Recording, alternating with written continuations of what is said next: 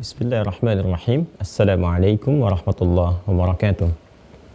Kita telah sampai pada pembahasan Kitabul Iman di petunjuk-petunjuk Rasulullah SAW dalam penguatan iman dimaksud dan melahirkan beberapa amalan yang kemarin telah kita sepakati menjadi bagian dari kurikulum kehidupan. Ya, untuk itu kita akan coba menguatkan dan meneruskan pembahasan yang lalu dan telah sampai kepada pembahasan ma'rifat. Ya, wa innal ma'rifata, dan sungguh ya, yang dimaksud dengan ma'rifat yang sesungguhnya itu adalah fi'lul qalbi, amalan hati, dan dari sini nanti akan terbagi kepada beberapa bagian. Baik cabangnya yang disebut dengan ma'rifatullah, ini esensi dari kehidupan, mengenal Allah Subhanahu wa taala, dan didahului dengan ma'rifatul insan, mengenal diri sendiri sebagai manusia. Orang yang sanggup mengenali dirinya, maka dia akan mudah mengenali Allah Subhanahu wa taala, penciptanya. Begitu sebaliknya, orang yang mengenal Allah dengan baik, maka dia akan mengetahui tentang jati diri yang sesungguhnya. Dan semua konsepsi ini tersinergi ya, dan terpusat pada satu titik, yaitu titik keimanan, titik ketakwaan yang berada di dalam nafas, dan nafas kita sebut dengan jiwa, sumber kehidupan yang tempatnya bersemayam dalam kolbu. Karena itulah di kolbu ada segala hal yang menentukan tentang aktivitas jati diri manusia. Wa inna fil jasadi mudghah idza salahat salahal jasadu kullu wa idza fasadat fasadal jasadu kullu ala wahyal qalbu. Demikian penjelasan Rasulullah SAW di hadis yang lain, bahwa sungguhnya dalam diri manusia ada satu bagian yang jika bagian itu baik maka akan sangat menentukan seluruh perilaku dari anggota tubuhnya, maka juga akan terdorong pada kebaikan. Dan bila bagian itu buruk, rusak, maka akan rusak pula perilaku bagian-bagian tubuhnya. Ala wahyal qalbu, ketahuilah, Nabi menegaskan bahwa itu ada di dalam kalbu. Ya, kalbu yang dimaksudkan adalah tentunya bersemayam di dalamnya jiwa takwa dan ada iman di dalamnya. Nah, di pertemuan yang lalu, bagan yang telah kita dapati kurang lebih seperti ini. Nah, ini yang kemarin telah coba kita uraikan. Nah, teman-teman sekalian, kurang lebih bahasannya telah kita urai di pertemuan yang lalu. Jadi silahkan di review ya, supaya saya tidak menjelaskan kembali. Saya berikan clue saja ya, dari sini saya urai ya, tentang bagaimana jalan kehidupan yang telah kita uraikan dari petunjuk dalilnya, baik nakli atau akli, turunannya, sumbernya Al-Quran, kemudian ada hadis, ini yang sumber hukum sekaligus juga menjadi sumber kehidupan ya. Ini pedoman hidup yang Allah turunkan kepada kita dalam berkehidupan. Nanti dinalar oleh logika ya. Yang belum saya kuatkan kemarin adalah ini, peran kesesuaian antara logika dan sumber hukum di akli dengan nakli. Ini tidak mungkin bertentangan. Ingat itu ya, karena nakli ini memberikan pedoman kepada akli. Akal itu mengikat segala instruksi yang ada di sini.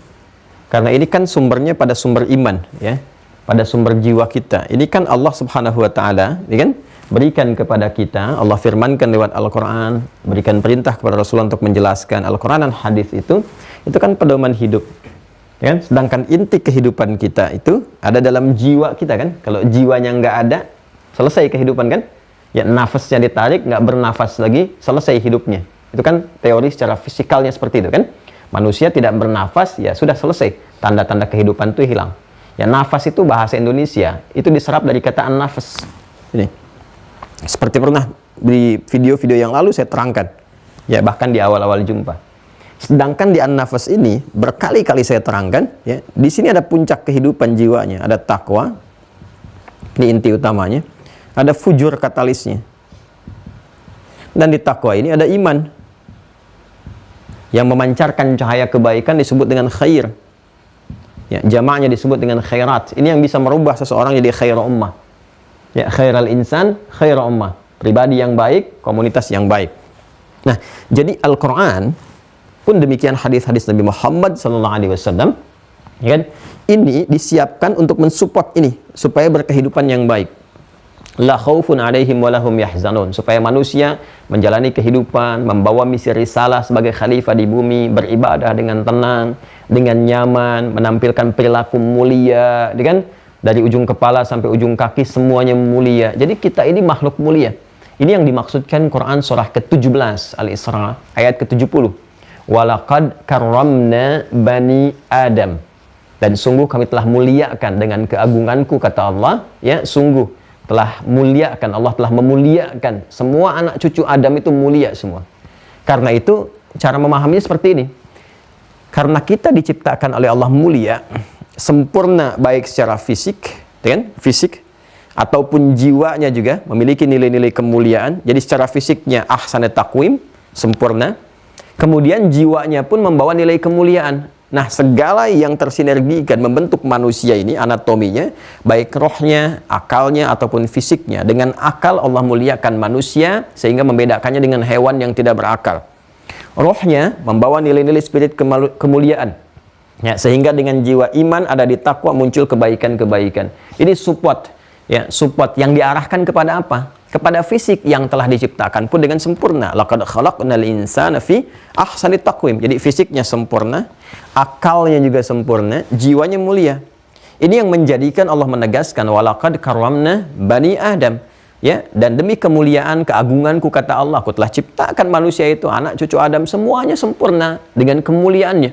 Wa hamalnahum fil barri wal bahri, banyak beraktivitas, umumnya di daratan, di lautan, sedikit yang di udara, dengan ya umumnya di daratan dan di lautan, bahkan di ujungnya ya wa faddalnahum ala katsir mimma khalaqna tafdila, dan kami lebihkan, ya kami unggulkan dari segala yang telah kami ciptakan dari berupa makhluk-makhluk itu, ya dari hewan-hewan, tumbuhan dan sebagainya. Karena itu manusia yang terlihat begini bisa bikin pesawat terbang, gedung-gedung tinggi dan sebagainya yang nggak pernah dilakukan oleh makhluk-makhluk yang lainnya, kan? Nah, lebih daripada itu, karena ini sempurna dengan kemuliaannya dan kita mulia, maka Allah Subhanahu wa Ta'ala memberikan pedoman, ya kan, untuk menjaga semua kemuliaan ini agar tidak jatuh martabat kehidupan kita. Ya, karena apa yang Allah berikan kepada kita dalam menjalani misi kehidupan itu disesuaikan dengan kemuliaan kita. Karena makhluk ini mulia, fisiknya sempurna, akalnya sempurna, ya kan? Kemudian jiwanya mulia, maka misi yang diberikan pun misi yang istimewa, yang tidak diberikan kepada malaikat, ya, atau makhluk-makhluk sebelumnya, ya, yang ada di kalangan iblis dan yang lainnya yang telah disebutkan di pertemuan-pertemuan yang lalu itu, ya, diberikannya kepada kita amanahnya, ya, mengingat kemuliaan yang dimaksudkan. Maka dari itu, ketika Al-Quran pun difirmankan, Allah berfirman, ya kan, menyampaikan dan terkumpul ayat-ayatnya, firmannya dalam Al-Quran, dijelaskan oleh Nabi Shallallahu Alaihi Wasallam, ini menjaga kemuliaan kita di saat yang bersamaan membimbing kita untuk sukses menjalani misi kehidupan di muka bumi. Karena itu kalau ada perintah, ada larangan, cara melihatnya, ya perhatikan, cara berinteraksi dengan itu semua, itu jadikan semua itu sebagai asas dan pedoman yang menjaga kemuliaan kita dan menyukseskan misi kita. Jadi cara melihatnya jangan beban, ya, jangan sebuah kewajiban. Jangan berhenti kepada dosa atau pahala, gitu kan. Tapi spektrumnya lebih luas. Kalau landscape kita, cara pandangnya melihatnya, ini sebagai penjaga kemuliaan kita, pedoman untuk menyukseskan misi, maka cara berpikir ini akan menjadikan kita lebih bersemangat dalam menerima semua ayat dan hadis, dan lebih benar dalam berperilaku untuk menata aktivitas sesuai dengan misi yang telah Allah tetapkan kepada kita. Karena itu kalau lisan dilarang berkata-kata yang kotor, dilarang mencela, dilarang bikin hoax, dilarang gibah, dilarang berkata-kata jorok dan sebagainya, itu sesungguhnya untuk menjaga kemuliaan kita. Karena lisan ini diciptakan mulia. Karena itu nggak boleh keluar dari lisan ini kecuali yang mulia-mulia, yang baik-baik. Karena itu turun ayat, ya ayyuhalladzina amanu, imannya disentuh. Ini. Ya ayyuhalladzina amanu, imannya dipertanyakan. Dalam diri kamu itu ada iman, ada jiwa takwa. Yang dengan takwa ini supportnya harusnya yang baik-baik. Ya kan? La yaskhar qaumin qaum. Karena itu ketika jiwa takwa di imannya memberikan support terus sampai ke bagian tubuh terluarnya, ke lisan. Ya, alat untuk bicara ini, agen terluar dari tubuh manusia. Maka kalau disupport dari iman, dia nggak akan keluar yang kotor. La yaskhar qaumin qaum. Nggak akan mencela. La yaghtab ba'dukum ba'dha. Gitu kan? Tidak akan pernah berghibah, bikin hoax, ya, gosip dan turunan-turunan yang lainnya. Demikian pula ke mata sampai ke ujung kaki. Ini asalnya. Jadi kalau ada larangan, itu untuk menjaga kemuliaan. Sebab kalau ketika dikerjakan larangan itu, turun kemuliaannya. Ya, silahkan kalau tidak percaya, Anda cek saja di sekitaran. Bukankah para pencela itu pun, ya, ketika dia mencela, dan mencela. Bukankah itu yang dilakukan? Bukan meninggikan kehormatannya, tapi meruntuhkan wibawanya. Para pencela itu, ya sekarang yang kita sebut dengan istilah-istilah lah, ada macam-macam sekarang. Ya, yang senang mencela, senang nyoal ini, nyoal itu, macam-macam gitu. Itu kan menurunkan kehormatan. Sehingga muncul istilah-istilah juga yang tidak pantas, yang mungkin bisa meruntuhkan kewibawaan, kemuliaan yang telah Allah berikan.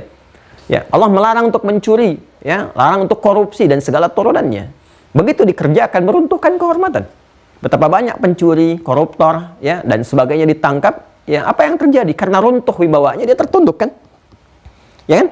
Dipamerkan ke publik, ke halayak kan, hanya tertunduk seperti ini. Kenapa? Karena wibawanya hancur, runtuh. Karena itu Allah tegaskan, wailul lil mukadzibin. Celaka kalau kamu berdusta. Kamu berdusta bisa celaka, meruntuhkan kehormatan. Di dunia runtuh kehormatan, di akhirat dapat hukuman. Wailul lil mutaffifin, celaka orang yang curang. Jangan curang, nanti celaka. Ya, cara singkatnya demikian, cara memahaminya. Nah, karena itu, teman-teman sekalian, ini semua petunjuk-petunjuk ini nggak akan mungkin bertentangan dengan akal, logika. Karena ikatan untuk menangkap ini, ikatannya ada di akal. Ya, cuma akal ini juga nanti akan punya pengaruh dari bagian fisik terluar. Bagaimana dia mendapatkan data, informasi, diikat ini tembuskan ke sini, ya, ke bagian jiwa.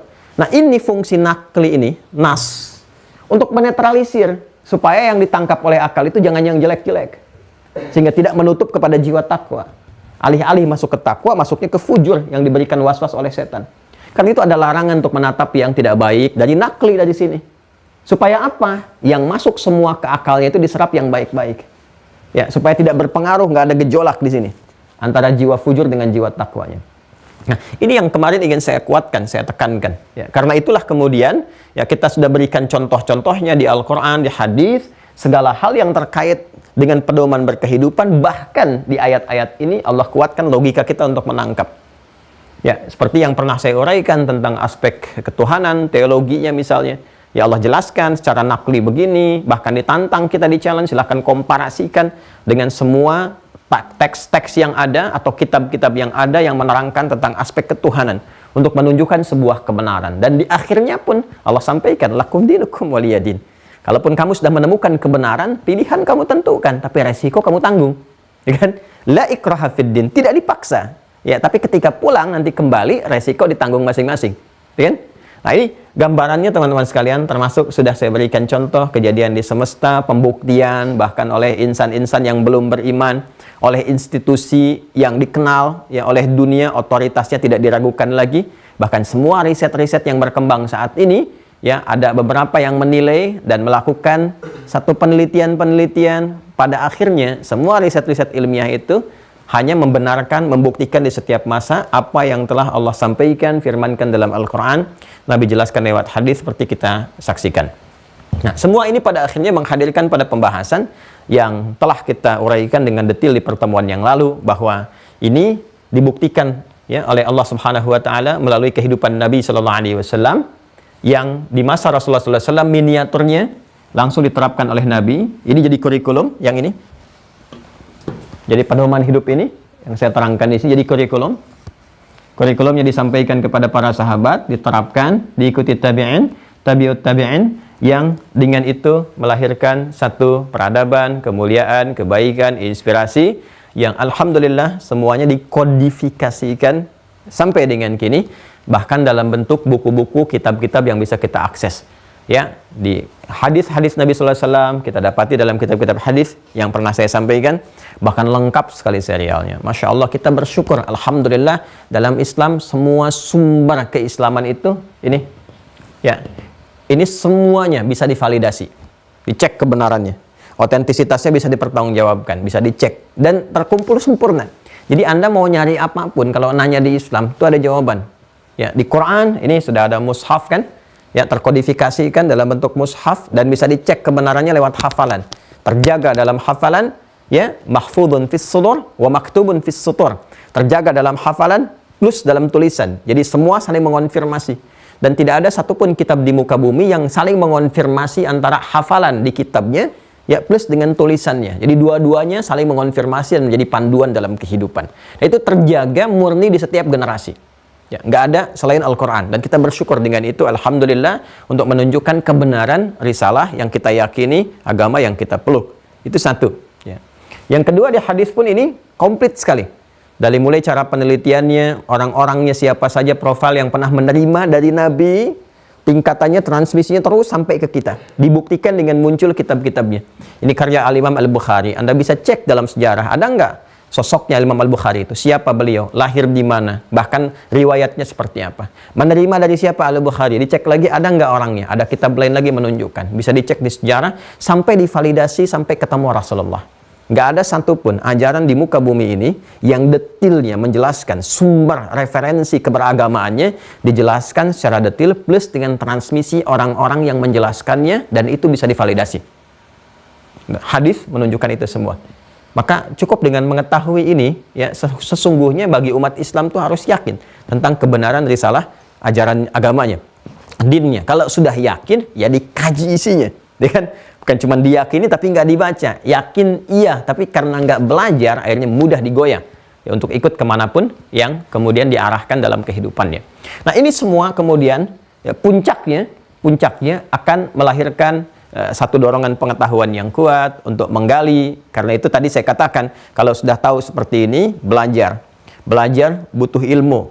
Nah, ilmu yang kita dapati lewat membaca Al-Quran, mengaji, mengakses hadis, memahami, dan bukan sekedar baca biasa, tapi baca berdasarkan urutan kurikulum ini yang diwariskan di setiap generasi. Ya, seperti pernah saya ajarkan cara membacanya, apa yang pokok yang menjadikan setiap manusia mesti mendapatinya. Baik yang pokok kebutuhan roh, supaya rohnya tenang, nyaman, berarti ibadah. Keluarkan kurikulum ibadah dalam Al-Quran, dalam hadis, lihat penjelasan ulama. Apa saja menunya supaya roh itu bisa mendapatkan nutrisi. Ada menu sholat, lihat dari mulai dalilnya, keterangannya, caranya, lengkap sampai hikmahnya. Ya, perhatikan baik-baik. Alhamdulillah, dalilnya ini perintahnya untuk menunaikan sholat. Setelah itu apa? Caranya begini dikerjakan dari awal sampai akhirnya. Hikmahnya, esensinya, ini maknanya. Kenapa engkau menghadap ke arah kiblat? Maksudnya begini.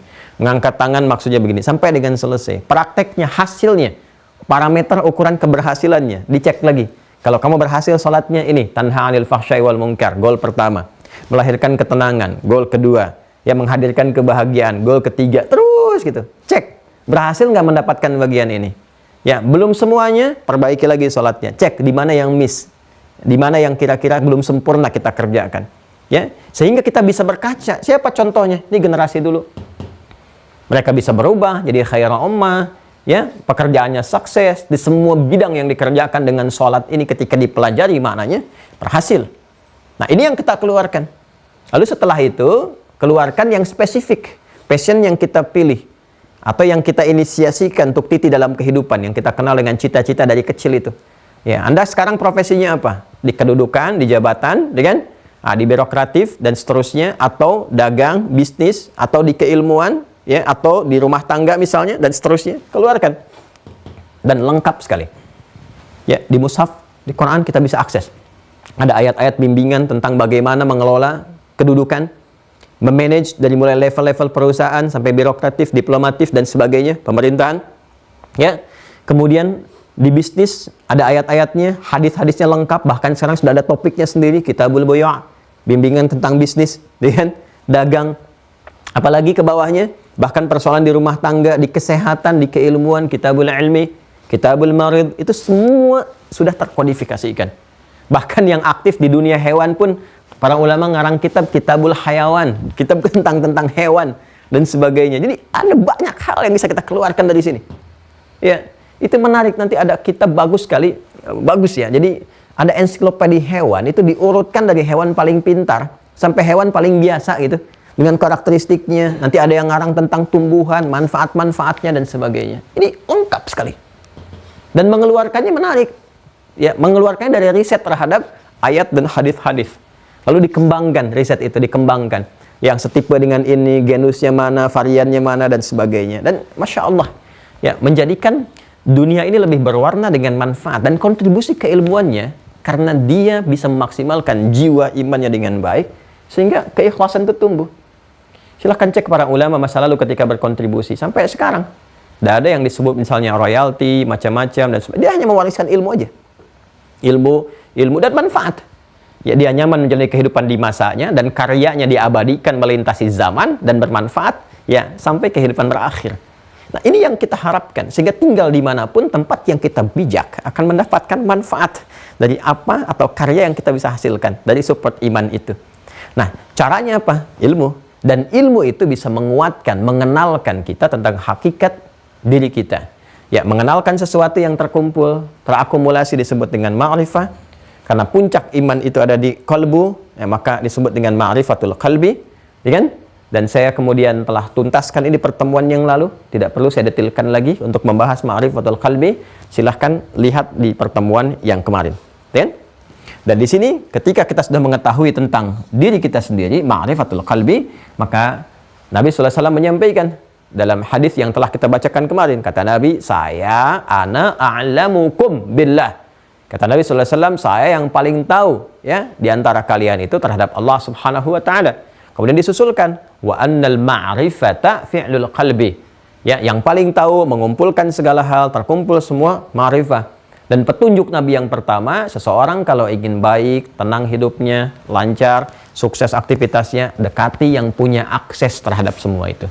Dan tidak ada yang memiliki akses pada semuanya, bahkan menguasainya, bahkan dialah yang menciptakannya. Kecuali siapa? Allah Subhanahu wa ta'ala. Nah, maka kalau kita ingin mendapati segala hal yang memudahkan dalam kehidupan kita, maka kita harus kumpulkan pengetahuan dasarnya. Ya, kumpulkan. Fa'lam, maka cepat mendapatkan pengetahuan. Kumpulkan ilmu, mengumpulkan, mengakumulasikan pengetahuan disebut dengan ma'rifah. Ya kan?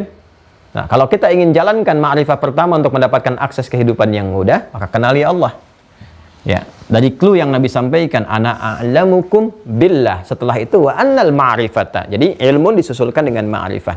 Saya lebih tahu daripada kalian tentang Allah Subhanahu wa taala. Allah menghisab kepada apa, bagaimana jalannya dan sebagainya. Dan kalau kita ingin mendapatkan kumpulan kemudahan tadi, maka kenali Allah Subhanahu wa taala. Kumpulkan, akumulasikan. Ini ma'rifah. Dan puncak untuk mengenal Allah jalurnya dari apa? Dari iman, dari takwa. Karena itu banyak sekali kalimat-kalimat iman, kalimat takwa yang pada puncaknya dihubungkan ya untuk mendekatkan hubungan kepada Allah Subhanahu wa taala. Seperti saya sampaikan di pertemuan lalu di Quran surah ke-8 itu Al-Anfal ayat yang kedua. Innamal mu'minuna alladzina idza dzukirallahu wajilat qulubuhum wa idza tuliyat 'alaihim ayatuhu zadathum imana. Ketika imannya meningkat, iman ada di jiwa takwa, takwa ada di nafas, nafas ada di kalbu. Ya, zadathum imana wa ala rabbihim yatawakkalun. Dan orang yang meningkat semakin kuat imannya, semakin kuat terbangun hubungannya, konektivitasnya dengan Allah Subhanahu wa taala. Dan disebutkan kalimatnya dengan menggunakan Rabb. Ya, wa ala rabbihim. Sedangkan Rabb membawa sifat rububiyah, memperhatikan, merawat, memberikan kebutuhan, kenyamanan dan sebagainya. Jadi sesungguhnya orang-orang yang kuat imannya, kuat takwanya, kuat konektivitasnya kepada Allah, maka Allah berikan dampak dari itu dengan semua akses terbaik dari sifat rububiyahnya. Ya, diperhatikan, dirawat, seperti saya sampaikan kemarin, belum minta sudah diberikan dan sebagainya. Ini yang dimaksudkan, wa may yattaqillaha yaj'al lahu makhraja wa yarzuqhu min haitsu la yahtasib, yaj'al lahu min amrihi yusra, wattaqullaha la'allakum tuflihun, wattaqullaha wa yu'allimukumullah. Tingkatkan takwamu kepada Allah supaya engkau cenderung lebih bahagia, dapat tambahan pengetahuan, dapat solusi dari aneka persoalan kehidupan, rizki datang melimpah dari sisi yang tidak diduga. Bukan sekedar pernyataan, tapi sudah dibuktikan dengan contoh dan kehidupan nyata seperti kisah yang telah kita terangkan di pertemuan yang lalu. Nah, kalau sudah kemudian ma'rifatullah, mengenal, tahu tentang Allah dan sebagainya, kemudian puncaknya adalah ya diketahui lewat ma'rifatul insan, mengenal diri kita sendiri, karena nggak mungkin kita bisa mengenal Allah kalau kita tidak mengakses dan menguatkan sinyal qalbu yang di dalamnya ada jiwa takwa dan iman. Sedangkan qalbu, ya, di sini ada nafas. Nafas, qalbu, sadrun, sudur, itu perangkatnya ada pada diri manusia sendiri, al-insan. Nah, kemarin kita berhenti di sini kan? Sebelum sampai kepada zikrullah. Tadi kan baik-baik. Sekarang saya mau mulai lambatkan. Tadi mohon izin sedikit agak lebih cepat untuk memberikan satu stimulus. Ya, pemicu pengingat dulu kepada memori kita supaya nyambung dari yang kemarin. Kalau yang baru terhubung, akses yang kemarin dulu supaya ada ketersambungan. Ya. Lihat sini. Kita harus mengenal Allah dengan baik supaya mendapatkan akses kemudahan dalam kehidupan. Sangat logis, kan? Karena Allah yang menciptakan, punya segalanya, maka kita harus punya hubungan baik dengan Allah, bahkan harus semakin erat, semakin kuat, sehingga dengan konektivitas yang kuat itu, sinyal-sinyal mengakses kehidupan lebih mudah untuk kita dapatkan. Gambarannya demikian. Nah, untuk mengakses ini, hubungan yang kuat, yang baik, gitu kan, kita harus mengenal diri kita sendiri. Karena ada perangkat dalam diri manusia, disebut dengan insan itu, di dalamnya ada satu sumber kehidupan, sumber sinyal-sinyal kehidupan, yang ini sekaligus menjadi sinyal konektivitas kita dengan Allah Sang Pencipta. Di mana tempatnya? Di kalbu. Kalbu ada di mana? Di dalamnya ada apa? Nafas. Di dalam nafas ada apa? Jiwa takwa, iman. Nah ini, iman dan takwa ini teman-teman sekalian, ya, yang menjadikan kita bisa terhubung dengan Allah secara kuat.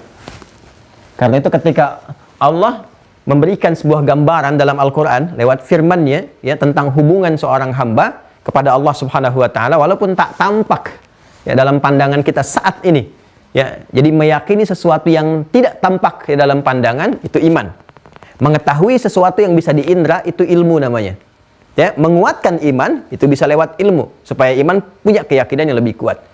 Ya, sesuatu yang tidak tampak, tak terlihat, ya kan? Itu disebut dengan gaib namanya. Karena disebut gaib, tak nampak.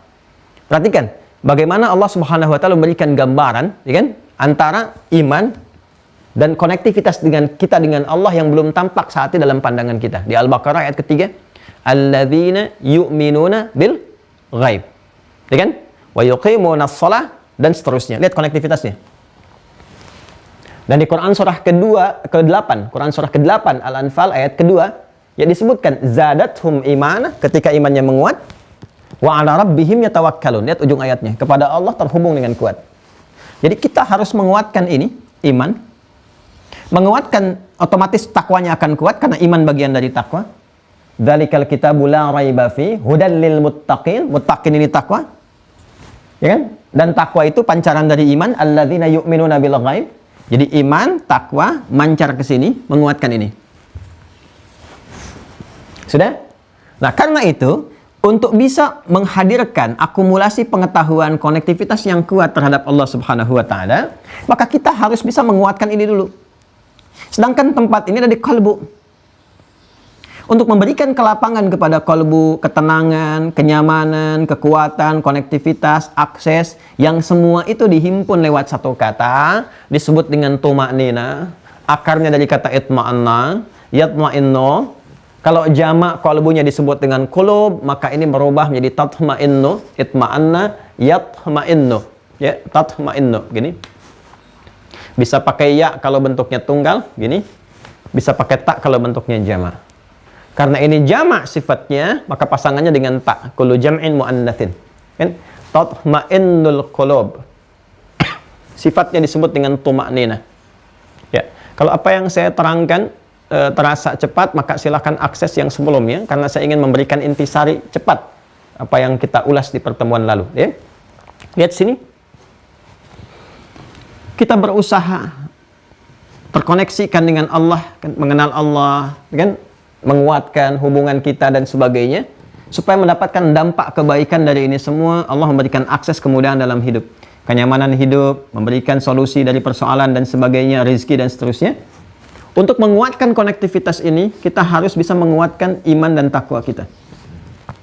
Tempat iman dan takwa, jiwa ini ada di kalbu. Kalau kalbunya sudah dikuatkan dengan amalan-amalan iman dan takwa ini, amalan iman dan takwa, perhatikan baik-baik, ininya kuat, maka lahirlah apa yang diharapkan. Ketenangan, kelapangan, kekuatan, dengan luasnya hati, lapangnya hati, mudah menerima segala persoalan, sehingga gampang ketika dibimbing muncul solusi. Ya, ketika itu rezeki mudah diberikan, mudah dikelola. Ya, ketika hatinya lapang, segala hal menjadi lebih mudah. Insyirah, ya, beban jadi lebih mudah, persoalan lapang diatasi, solusi datang, dan puncaknya terhubung dengan Allah kuat. Ini yang disebut di surah Al-Insyirah itu. Ya, inna ma'al usri yusra, fa inna ma'al usri yusra, fa idza faraghta fansab wa ila rabbika farghab. Ya, hubungannya. Nah, kalau ini sudah lapang keadaannya, sudah baik, itu disebut itmi'nan keadaannya, itmi'nan. Sifatnya disebut dengan tuma'nina. Itma'anna, yatma'innu, itmi'nanan, keadaannya disebut dengan tuma'nina. Berarti kan kalau saya kotaki, berarti ini akan terbawa terus.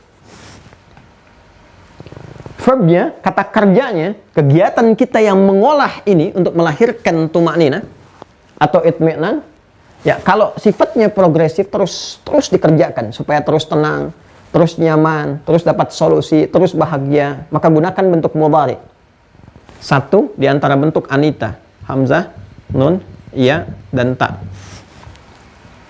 Karena kata dasarnya itma'anna, kalau kita gunakan bentuk progresif, maka gunakan salah satu huruf ini, ya, itma'anna, untuk saya atma'innu, untuk dia yatma'innu, ya, untuk kamu tatma'innu, untuk jama' tatma'innu. Karena yang dimaksudkan kalbu, supaya kalbunya tenang, nyaman, ya kan? Maka gunakan bentuk ya yang mewakilinya, kata ganti mewakili, yatma'innul kalbu. Lihat ma'inna kalbu, ya kan? Seperti bahasa Nabi Ibrahim kalau bentuknya tunggal di Quran surah kedua ayat 260. Quran surah kedua Al-Baqarah ayat 260, paling kiri sebelah atas di mushaf. Wa idz qala Ibrahim rabbi arini kaifa tuhyil mauta qala awalam tu'min, imannya, qala bala walakin liyatma'inna, ya pakai ya, liyatma'inna qalbi. Ya, dan ketika Nabi Ibrahim alaihissalam memohon kepada Allah, meminta untuk menunjukkan bagaimana caranya Allah menghidupkan yang mati. Ya, Allah kemudian menguji, apakah kamu belum kuat imannya?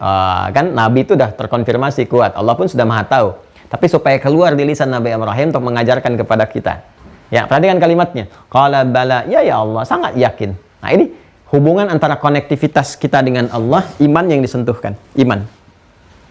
Awalam tu'min, ya kan? Apakah kamu belum kuat iman? Nah, iman. Jadi semakin kuat iman, semakin kuat hubungan kita dengan Allah. Qala bala, ya Allah, walakin liyatma'inna qalbi. Tujuan aku itu, ya, untuk mengetahui itu semua. Apa tujuannya? Ini, untuk mendapatkan tumakninah dalam hati. Yatma'inna qalbi, karena bentuknya tunggal pakai ya. Kalau sudah hatiku lapang, hatiku tenang, hatiku nyaman, semua enak, maka apapun yang kau perintahkan gampang aku lakukan. Apapun yang kau perintahkan untuk ditinggalkan, ini larangan, aku akan jauhi. Jadi kalau cawannya luas, apapun yang Allah minta pasti dikerjakan. Sami'na wa ata'na, kami dengar, kami lakukan. Ya kan? Yang diberikan pun sampai ujian yang datang diterima dengan nyaman. Jadi apa yang diajarkan Nabi Ibrahim sesungguhnya ingin ditunjukkan kepada kita, diwariskan terus sampai ke anak cucunya. Nabi Muhammad SAW menyampaikan kembali sampai ke kita. Ya. Nah, jadi kalau hatinya lapang, ini rahasianya. Kalau qalbunya lapang, qalbunya tumaknina, ya kan?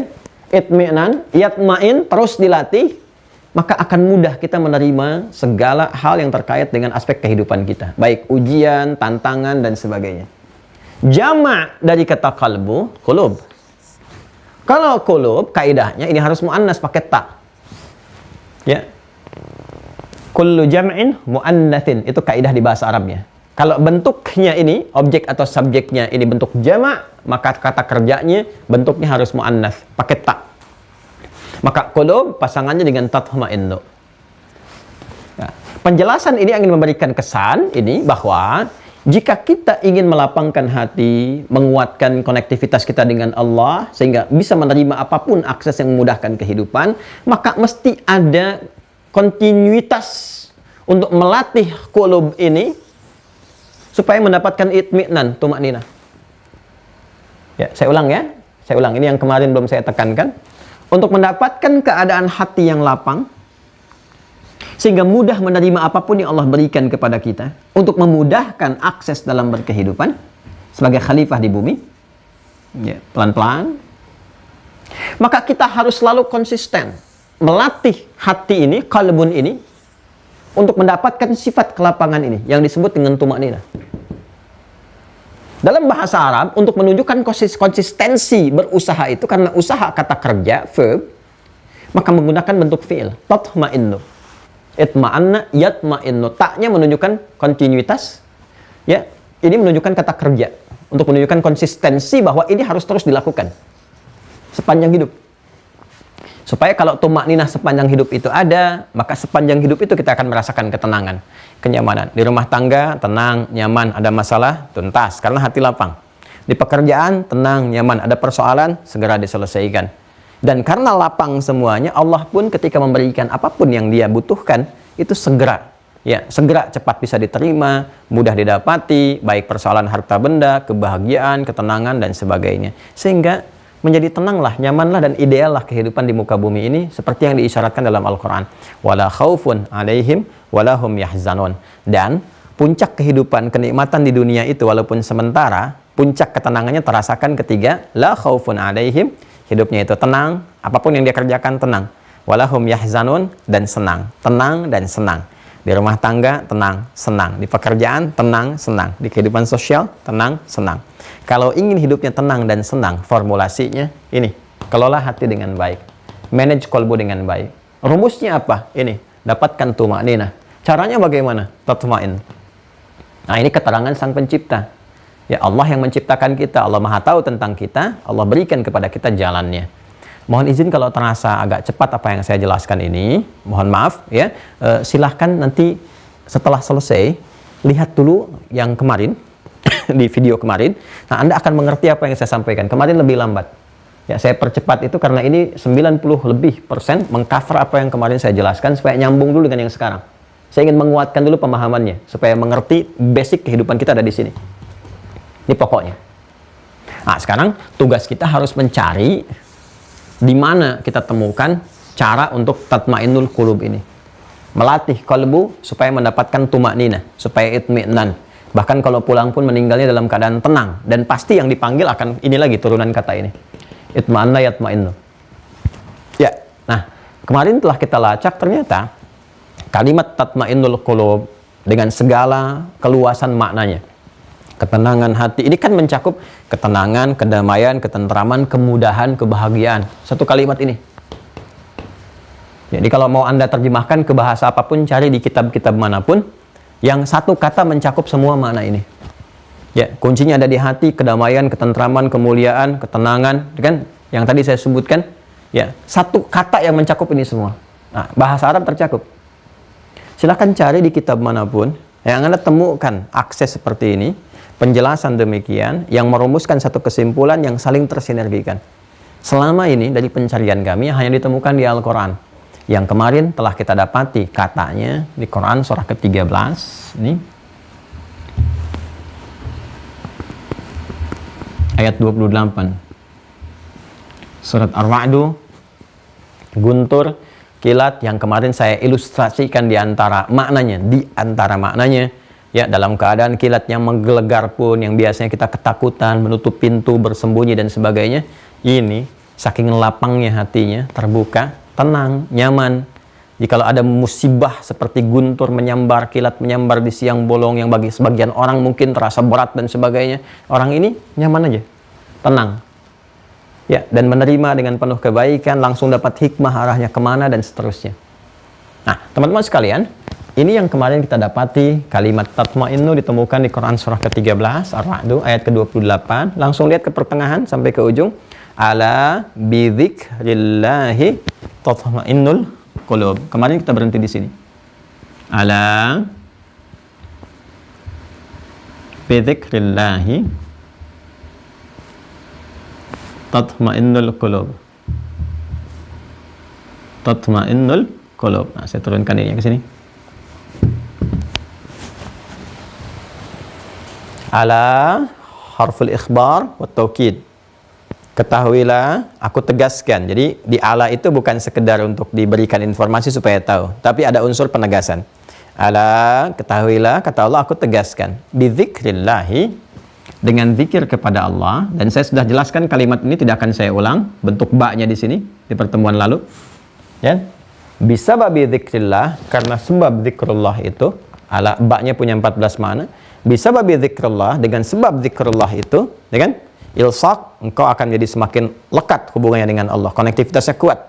Musahabah, karena itu Allah akan memberikan penyertaan, pendampingan dalam bentuk perlindungan, pemberian akses, kemudahan-kemudahan, ya kan? Yang dengan itu, apa yang kau dapatkan dalam kehidupan? Segala hal yang memudahkan langkah kehidupanmu. Ilsaq, musahabah, puncaknya ghayah, semua tertuju hanya kepada Allah saja. Nah, caranya tatmainnul qulub, dengan zikir kepada Allah, ini caranya. Tatmainnul qulub, maka tercapailah tumakninah, ketenangan, kedamaian, ketentraman dalam setiap hati dan jiwa itu. Nah, kita dapatkan sekarang caranya untuk mendapatkan tuma'ninah dalam kalbu, ketenangan, kenyamanan, kan? Dan dari situ dapat akses kemudahan-kemudahan. Ternyata sebab itu semua zikrullah. Nah, ini yang terakhir kita ketemu kemarin. Sekarang kita pertanyakan, apa itu zikrullah? Bagaimana caranya? Karena formulanya di sini, zikrullah formulanya sama dengan tatmainnul qulub. Nah, ini kan yang kita cari kemarin, formulasi ini. Nah, mohon izin, saya mulai melandai ya, agak lambat sekarang. Ya, kita ingin mendapatkan formulasi tatmainnul qulub, keadaan hati yang tentram, nyaman, jiwa yang kuat, terkoneksi dengan Allah, mudah akses dalam kehidupan. Caranya bagaimana? Persamaan Qur'annya, tatmainnul qulub sama dengan zikrullah. Jadi kalau ingin mendapatkan tatmainnul qulub, maka harus melewati zikrullah. Sekarang kita tanyakan, bagaimana caranya zikrullah itu? Ya. Zikrullah terdiri dari dua kata, zikir dan Allah. Saya turunkan dulu ini zikir, az-zikr. Dan yang kedua, Allah. Pelan-pelan ya. Pelan-pelan, karena kita sudah mau masuk ke intinya.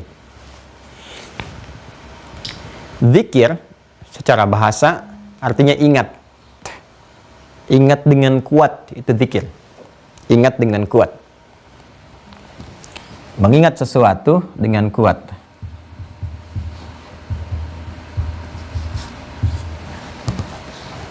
Sudah?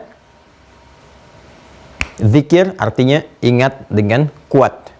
Kalau ingin kita arahkan ke hafalan, ya menghafal sesuatu dengan kuat. Ya, hifdzun itu hafal, standar hafidho yahfadhu, tapi sifatnya kepenjagaan. Karena itu hafidho asalnya itu menjaga sebetulnya. Ya, hafidho yahfadhu. Kalau sekarang kata hafidho itu dilekatkan kepada hafalan. Karena itu orang yang hafal disebut hafidh, ya, hafidh. Wa yahfad, dia sedang menghafal. Wa hafidh, dia sudah menghafal. Ya, dia seorang penghafal, hafal. Tapi kalau kita ingin jadikan hafalan itu kuat, tertanam, maka katanya dalam bahasa Arab, diksi yang dipilihnya menggunakan kata zikir. Dzakara yadhkuru. Ya, sehingga dengan hafal, dengan kuat itu mudah menyebutkan. Orang Arab kalau ingin katakan, coba sebutkan ini dan itu. Sebutkan rukun iman. Ya, maka orang Arab berkata, uzkur arkanal iman. Sebutkan. Kenapa menggunakan kata uzkur dari kata dzakara? Karena nggak mungkin bisa disebutkan kalau nggak ada yang tertanam dalam benak kita. Ya, nggak mungkin bisa disebutkan kalau nggak hafal. Ya, makanya hafalan itu bagian dari kunci untuk sesuatu. Dengan hafal itu mudah menyebutkan berbagai hal. Dengan hafal itu kita menjadi ingat. Dengan ingat itu terjaga. Oh iya, saya ingat nih jam 7 ini, saya ingat jam 7 ini, saya punya janji dengan si fulan. Karena hafal dan ingat terjaga, janji nggak terlewatkan. Jelas ya? Ya, justru kalau kita nggak hafal, nggak terjaga. Karena kita ingat, oh saya hafal nih, saya ingat nih. Ya, jam 12 nanti lewat 5 itu zuhur. Karena ingat, karena hafal, kita bisa siap-siap sebelum waktunya. Karena itu mengingat sesuatu dengan kuat itu begitu penting. Kenapa? Karena dengan mengingat dengan kuat itu pertama kita mampu menyebutkan, menghadirkan segala sesuatu yang diinginkan sesuai dengan konteks dan keadaannya. Menghafal, mengingat dengan kuat itu membantu kita untuk menjaga aktivitas yang telah kita rencanakan. Menghafal, mengingat sesuatu dengan kuat itu mengoneksikan, menyambungkan apa yang ingin kita lakukan dengan rencana-rencana yang telah kita siapkan. Kita janji dengan si fulan, terkoneksi janji itu lewat ingatan kita. Karena itu mengingat sesuatu dengan kuat, sekali lagi, turunan derivasi katanya dari kata dzakara. Yadhkur, udhkur, dzikran, sifat keadaannya. Karena itu di Al-Quran, menghafal Al-Quran itu menggunakan kata zikir. Zikir. Ya, seakan Allah memberikan kesan kalau mau menghafal, yang kuat menghafalnya. Karena itu cari formulasi untuk menguatkannya. Ya, sekarang ada murajaah, kan? Mengulang, ada tasmi' dan sebagainya. Sebetulnya untuk memenuhi sifat zikir ini. Itu ada di Quran surah ke-54. Al-Qamar. Ayat ke-17, ayat ke-22, ayat ke-32, ayat ke-40. 4 kali disebutkan. Walaqad yassarnal Qur'ana lidzikri. Fahal mim muddakir? Ya, dan demi keagunganku kata Allah, aku telah mudahkan Al-Quran itu untuk diingat, zikir, untuk dihafalkan dengan kuat, nih hafalan yang kuat, ingatan yang kuat. Ya, karena itu anak kecil mudah. Saking kuatnya kan, Quran itu unik loh, karena sudah ada jaminan dari Allah. Saking kuatnya, Anda bisa menjawab cepat sepersekian detik. Ya, coba jawab ya. Saya ingin tanyakan sesuatu, coba jawab oleh Anda semua. Walaupun lisannya, suaranya yang terdengar oleh Anda saja. Jawab ya. Coba bacakan awal surat Al-Ikhlas. Tuh, langsung kul huwallahu ahad. Cepat ya. Anda jangan lihat kul huwallahnya, itu kan kul huwallahu Ustaz, yang lain belum tentu. Enggak, karena Anda hafal. Ya kan? Dan begitu Anda menghafal dengan kuat, mudah untuk dikeluarkan. Dibaca dalam sholat, diulang dan sebagainya. Itu menggunakan kata zikir. Dan ingat, hafalan itu karena zikir fungsinya bukan sekedar menjadikan itu, maaf sekali, tertanam dengan kuat. Tapi fungsi zikir itu muncul tadi untuk mengingatkan, mengoneksikan Anda dengan makna ayat-ayat itu. Jadi kalau ingat dengan ayat yang kita hafalkan, ayat itu akan jadi Anda. Jadi penghafal Quran yang bagus itu ya, ketika dia hafal Qurannya, maka ayat-ayat yang telah tertanam kuat itu berfungsi sebagai zikir, mengingatkan dia. Ya, misal, ya ada provokasi supaya lisannya berkata yang kotor, maka ayat itu akan tampil, memberikan cahaya melalui dorongan iman ke lisannya. Ayatnya langsung akan mengingatkan, la yasraq qaumin qaum, jangan mencela ya. La yaghtab ba'dukum ba'dha, jangan ikut-ikutan bikin gosip ya. Jangan bikin hoax ya. Ketika ada pandangan ingin melihat tuh, ayatnya akan berfungsi sebagai penjaga, pengingat. Wa qul lil mu'minina, imannya dulu, yaghuddu min absarihim, ya kan? Palingkan pandangan dari yang tidak baik. Maka itu yang dimaksudkan menghafal Quran. Kenapa menggunakan kalimat zikir? Karena ketika ingatan tertanam dengan kuat dalam diri kita, maka ayat itu akan mengoneksikan kita dengan makna ayat-ayat tadi, sehingga menjaga kita dalam bersikap, dalam berperilaku. Itu zikir. Dari ingatan yang kuat, yang fungsinya menghadirkan setiap apa yang kita butuhkan, mengoneksikan kita dengan rencana-rencana yang telah kita siapkan, sekaligus menjaga kita dalam berkehidupan, berdasarkan apa yang telah kita hadirkan dalam kekuatan ingatan tadi. Nah, sekarang, zikrullah secara bahasa. Kita masih bicara tentang etimologi secara bahasa. Kalau kita sambungkan makna ini, kita sandarkan kepada Allah. Mudhaf, mudhaf ilaih. Zikrullah. Dari kata adzikru, kalau ingin disandarkan maka hilangkan alif lamnya. Ya. Ini kan berdiri sendiri, kita sandarkan jadi begini. Ke sini, jadi begini. Zikrullah. Jadi kalau ingin menyandarkan satu kalimat, alif lamnya dibuang. Kaidah awalnya begitu umumnya. Ya. Kecuali kalau alif lamnya nggak difungsikan, itu boleh dilakukan. Tapi umumnya alif lam dibuang jadi begini. Zikrullah. Kita satukan maknanya. Artinya apa? Zikir mengingat sesuatu dengan kuat. Disambungkan dengan Allah. Nama bagi satu-satunya yang dipertuhankan, disembah tanpa keterbatasan. Ya, mukhalafatul lil hawadits, berbeda dengan segala hal yang sangat luar biasa, nggak bisa dilukiskan, nggak bisa dibayangkan. Laisa kamitslihi syai' wa huwas samiul basir. Perhatikan, mengingat dengan kuat, menanamkan dengan kuat, sehingga melahirkan penjagaan, konektivitas dan sebagainya. Jadi secara bahasa, zikrullah itu secara bahasa mengingat Allah. Mengingat Allah dengan kuat. Saya ulang ya, mengingat Allah dengan kuat. Saking kuatnya ingat Allah, maka setiap langkah, gerak, perilaku yang akan ia kerjakan terkoneksikan dengan Allah. Ya. Karena zikir tadi maknanya kan apa? Bukan sekedar ingat kan, tapi ada makna konektivitas, makna penjagaan. Karena ingat Allah, maka terjaga semua perilakunya. Ya, mau bergibah, ingat Allah. Karena ingat, nggak jadi gibahnya. Mau melangkah kepada maksiat, diajak nih ke tempat maksiat, ingat Allah. Karena ingat, nggak jadi. Ini Jumat nih, abis Jumatan mau keluar, mau tertukar sandal, nggak jadi. Karena ingat Allah. Mau nambahkan angka di pekerjaan, nggak jadi. Karena ingat Allah. Ini zikrullah. Jadi yang dimaksud dengan zikrullah itu bukan sekedar ingat, ya ingat tidak. Ya, tapi bagaimana menjadikan ingatan itu tertanam dalam jiwa sehingga menjaga perilaku kita. Ya, kalau sudah terkoneksikan dengan baik, maka apa dampak yang kita dapatkan? Maka Allah memberikan feedback kan? Kita ingat Allah, mengingat dengan kuat, tanamkan dalam diri kita, sedangkan sumber kehidupannya Allah berikan adanya di kalbu. Kembali lagi ke sini. Ke nafas, ke roh. Yas'alunaka 'anir roh. Perhatikan, semua kalimatnya memiliki konektivitas satu dengan yang lainnya. Yas'alunaka 'anir ruh, Quran surah ke-17 Al-Isra ayat 85. Quran surah 17 Al-Isra ayat 85. Yas'alunaka 'anir ruh, ya? Mereka banyak bertanya kepada Muhammad SAW tentang hakikat roh. Qulir ruhu min amri rabbi, pakai rabb lagi. Tuh. Pakai rabb.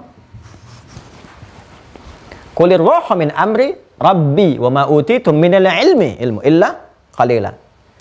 Perhatikan baik-baik. Katakan Muhammad, sampaikan kepada mereka, viralkan, infokkan, roh itu, sumber kehidupan itu bersumber dari Allah. Sini. Urusan Rabbku. Dan ketika menyebutkan ya, sumbernya, pengetahuannya, segalanya, Allah menggunakan diksi ini, Rabb. Perhatikan. Roh ketika masuk ke dalam fisik, di pertemuan video pertama kita, maka berubah menjadi nafas namanya. Karena dengan roh muncul sumber kehidupan. Masuk kepada fisik, roh sumber kehidupan, begitu masuk ke dalam fisik berkehidupan, mulai bernafas. Karena itu berubah menjadi nafas namanya. Nafas. Diserap ke dalam bahasa Indonesia mulai bisa bernafas. Ya, ada sumber kehidupannya. Boleh bercampur dengan fisik. Ya kan? Baik. Nah, ketika masuk menjadi nafas sempurna, muncul iman. Lewat jiwa takwa. Saat bersamaan ada katalis namanya fujur. Kembali kita ke Quran surah 91 Asy-Syams ayat 7 itu. Wa nafsin wa ma sawwaha. 8-nya fa'alhamaha fujuraha wa taqwaha. Dan demi nafas yang sempurna penciptaannya. Kapan sempurna? Ketika roh masuk ke dalam fisik. Gimana prosesnya? Balik lagi ke Quran surah 15 ayat 28 sampai 29 itu.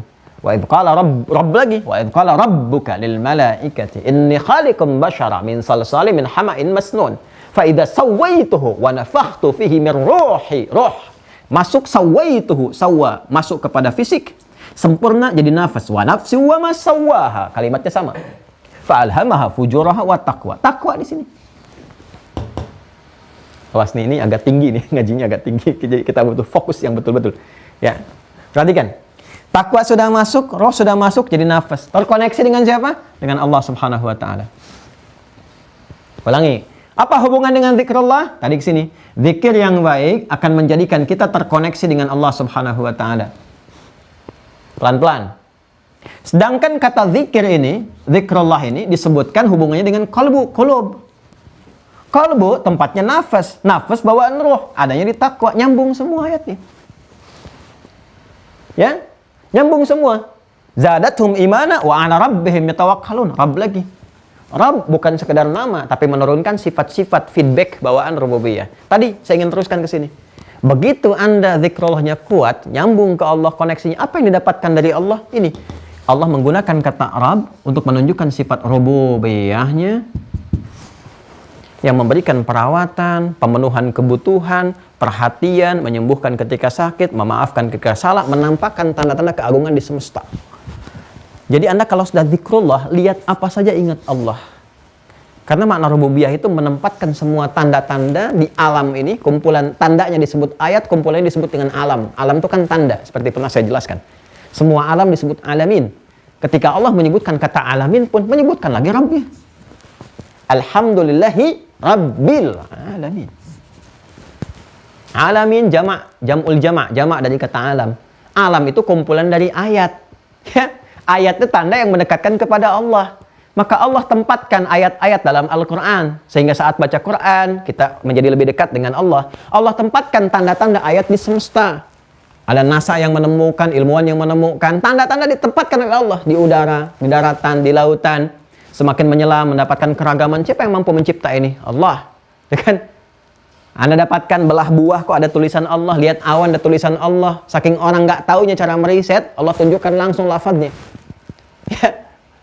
Kalau punya ilmu, kita dapatkan semua ini. Tempatkan alam, jamaknya alamin. Alam hewan ada tanda kebesaran Allah. Afala yanzuruna ilal ibli kaifa khuliqat? Ya. Di dalam tumbuhan ada tanda kebesaran Allah. Wa inaba wa qadba, wa zaituna wa nakhla. Di zaitun, di kurma, ya. Di hewan-hewan, di lebah, di semut, di macam-macam. Allah tunjukkan sampai ada surah-surahnya, surah semut, An-Naml, surah sapi betina, Al-Baqarah, ya kan? Surah lebah, An-Nahl. Untuk menunjukkan tanda.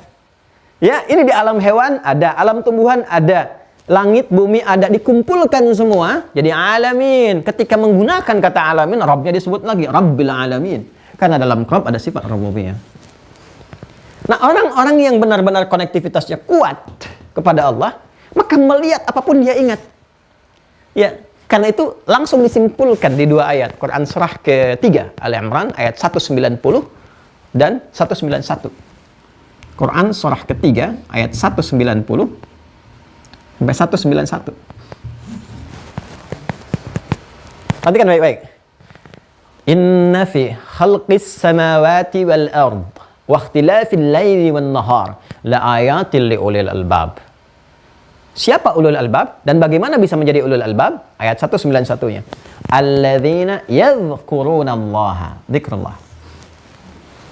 Konsisten menggunakan anita pakai ya dan jamak bentuknya menggunakan waw dan nun.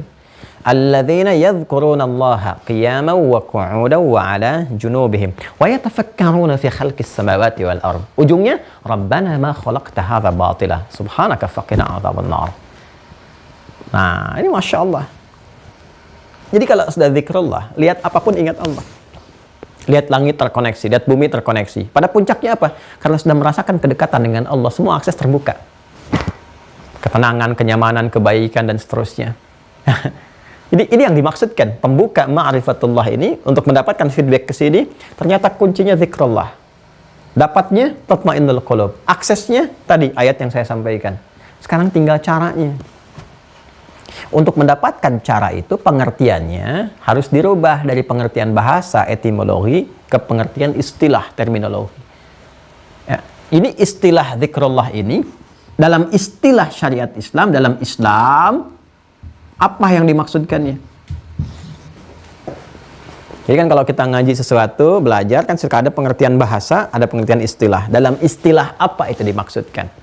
Kata bisa masih netral secara bahasa. Dalam istilah apa mau dipahami? Bisa itu bisa mampu, bisa racun. Dalam istilah apa mau dipahaminya? Kalau dalam istilah kebahasaan umumnya, oh ini dapat. Kalau dalam istilah ilmu kehewanan, pengobatan misalnya bisa itu racun. Dalam istilah apa? Kita harus sepakat dulu dengan kesepakatan ini, dibatasilah sebuah makna supaya tidak melebar. Nah, zikrullah dalam istilah Islam. Kalau sudah Islam, maka harus mengacu kepada sumbernya ke sini, Al-Quran dan Hadis. Nggak boleh setiap orang punya pandangan-pandangan sendiri. Sudah ada pakemnya sendiri. Ini, mengatakan Islam, ini sumbernya.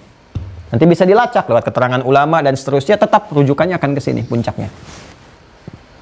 Baik, sekarang secara terminologi, dengan melacak di Al-Quran dan Hadis untuk mengetahui makna zikrullah dalam pandangan Islam, kita temukan. Ternyata dalam Al-Quran, dalam hadis-hadis Nabi Muhammad SAW, tidak ditemukan segala pengertian yang mengarah kepada zikrullah kecuali kepada satu hal saja. Apa itu? Zikrullah itu adalah segala aktivitas, kegiatan yang mampu mengingatkan kita kepada Allah Subhanahu wa taala.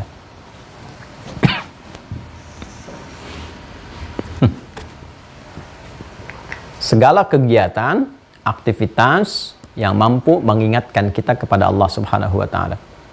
Pelan-pelan. Jadi saya ngasih pembukaan sampai 1 jam lebih ya untuk menemukan makna ini nih. Saya ulang ya, zikrullah, segala aktivitas, kegiatan yang mampu mengingatkan dengan kuat, ya, mengingatkan kita dengan kuat kepada Allah Subhanahu wa taala. Baik. Karena ini segala aktivitas, kegiatan yang mampu mengingatkan, mengoneksikan kita dengan Allah Subhanahu wa taala. Baik. Sekarang tanyakan lagi, kegiatannya apa? Aktivitasnya apa? Karena kita batasi pengertian zikrullah dari Islam dan sumbernya dari Al-Quran dan Hadis, maka sekarang kita harus lacak kegiatan apa saja, aktivitas apa yang disebutkan dalam Al-Quran, dalam hadis-hadis Nabi Muhammad SAW, yang dengan kegiatan-kegiatan dimaksud akan menghubungkan kita, mendekatkan kita kepada Allah Subhanahu wa taala. Maka cara cepatnya, ayo cepat cari, temukan derivasi kata-kata zikrullah, zikir dalam Al-Quran yang bersanding erat dengan aktivitas, dengan kegiatan. Itulah yang dimaksudkan dengan zikrullah yang sesungguhnya. Yuk, kita turunkan. 1. Mana nulisnya nih? Sini aja ya. Nah, sekarang antum ngapus sebelah sana. Saya nulis sebelah sini supaya ada nanti konektivitas di sana. Ya. Baik ya teman-teman sekalian. Nah, yang di Zoom nggak bisa ngapus, biarin Ustadz Fadil yang ngapus di sini. Kalau antum Zoom ngapus keluar dulu, waduh saya repot nih, kok bisa keluar dari dari layar. Satu, ini pelan-pelan ya. Kita akan mengeluarkan segala kegiatan, aktivitas yang disebut zikir dalam Al-Quran. Jadi Allah sendiri yang menyebutkan itu zikir. Cara berpikirnya, zikrullah adalah segala aktivitas, kegiatan yang mampu mengingatkan kita dengan kuat terhadap Allah Subhanahu wa Ta'ala. Karena sumbernya dalam Islam harus dilacak di Al-Quran, di hadis, maka kita harus langsung bertanya kepada Allah, ya Allah, karena ini semua kegiatan yang mengingatkan kami dengan Engkau, ya kan? Maka mohon tunjukkan kepada kami apa saja kegiatan-kegiatan, aktivitas dimaksud, seperti apa kita zikrullah. Ya, supaya feedbacknya mendapatkan ketenangan hati, kedamaian jiwa, solusi, dan sebagainya. Baik, mari kita lacak satu Quran, surah ada 20 Thaha ayat 14. 2 Quran surah 4 An-Nisa ayat 103. Sudah? 3 Quran surah 7 ayat 205. Sudah? Ya, sementara ini dulu ya. Karena waktu kita terbatas, saya beri contoh ini dulu. 3 dulu saja. 1 Quran surah 20 Thaha ayat 14. 2 Quran surah 4 An-Nisa ayat 103. 3 Quran surah 7 Al-A'raf ayat 205. Pelan-pelan ya. Fokus baik-baik ya. Mohon izin ini agak dalam kajiannya, tapi mudah-mudahan Allah memberikan kekuatan supaya saya bisa menyampaikan semudah mungkin yang bisa dipahami ya. Yuk kita mulai. Fokus ke sini. Nah, ini saya berikan garis saja. Ini ma'rifatullah begini. Jalurnya tatmainnul qulub. Qulub. Ini zikrullah. Ya, cara memahaminya kalau ini kita kotakin ke sini. Ala bidzikrillahi tatmainnul qulub, dengan tatmainnul qulub ma'rifatullah. Dengan ma'rifatullah akses kepada diri kita, semua akses kehidupan itu menjadi lebih mudah. Ya, saya turunkan dulu ya. Ini ya, teman-teman sekalian. Tatmainnul qulub menghasilkan tumanina. Nah, ya kan? Dari sini kemudian ada takwa, meningkat ketakwaan. Takwa sumbernya dari iman. Ya. Dah? Ini tadi kita temukan di sini teman-teman sekalian, untuk zikrullah, segala amalan, kegiatan, aktivitas yang menjadikan kita terkoneksi dengan Allah secara kuat. Tadi Quran surah ke-20 ayat 14 contohnya. Quran surah ke-4 ayat 103. Quran surah ke-7 ayat 205. Ini saya contohkan begini dulu supaya mudah. Nanti yang didapatkannya ke sini. Ini formulasinya. Ya, ini kalau mau zikrullah, zikir kepada Allah yang sesungguhnya, ini yang sejatinya. Ya, yang benarnya yang ini. Ya, Quran surah 20 ayat 14, langsung dibuka. Innani anallah. Ada? La ilaha illa ana fa'budni. Ayatnya dibuka dengan langsung kalimat tauhid. Ya, untuk mengenalkan Allah secara cepat. Ini puncak zikrullah yang paling tinggi itu ini, ayat ini. Puncak zikrullah yang paling tinggi ayat ini. Ya, karena langsung menyatukan semua bacaan dengan amalan sekaligus. Puncaknya di sini. Innani anallah. Sungguh aku tegaskan, akulah Allah. La ilaha illa ana, kata Allah, nggak ada Tuhan yang layak dipertuhankan dan wajib disembah kecuali aku, kata Allah. Jadi cuma didapatkan di Al-Quran. Ya, pernyataan sejati langsung dari Tuhan Sang Pencipta yang berfirman. Tuhannya langsung mengatakan, saya Allah, yang nggak ada Tuhan selain saya. Fa'budni, maka sembahlah saya. Bagaimana cara menyembahmu ya Allah? Cara zikrullah, karena di sini kan mengenalkan tentang Allah. Kita ingin mengonektivitaskan diri kita dengan Allah, mengoneksikan sehingga tersambung, terjaga diri kita kuat. Perhatikan kalimatnya. Wa aqimis salata dan tunaikan salat li dzikri. Kalimat dzikir disebutkan. Maka kita temukan zikrullah yang pertama, salat. Dah. Udah? Baik-baik, lihat, fokus baik-baik. Innani anallah, Allah berfirman, ya, innani anallah, la ilaha illa ana fa'budni wa aqimis salata, dan tunaikan salat li dzikri. Ya, sebagai zikir kepadaku, karena yang bicara Allah, ya, maka menggunakan kata ganti karena langsung Allah menyampaikan li kepadaku, li dzikri. Wa aqimis salata li dzikri. Ini. Li dzikri. Ini ya-nya mutakallim nih, dhamirnya kembali kepada Allah. Tunaikan salat sebagai zikir kepadaku. Ku di situ siapa? Allah, karena Allah yang berfirman. Ya, innani ana, kata Allah, sungguh akulah Allah. La ilaha illa ana. Innani anallah. Ya, la ilaha illa ana fa'budni wa aqimis salata li dzikri, dzikrullah. Itu kalimat langsung yang menyebutkan zikrullah itu dikonfirmasi salat.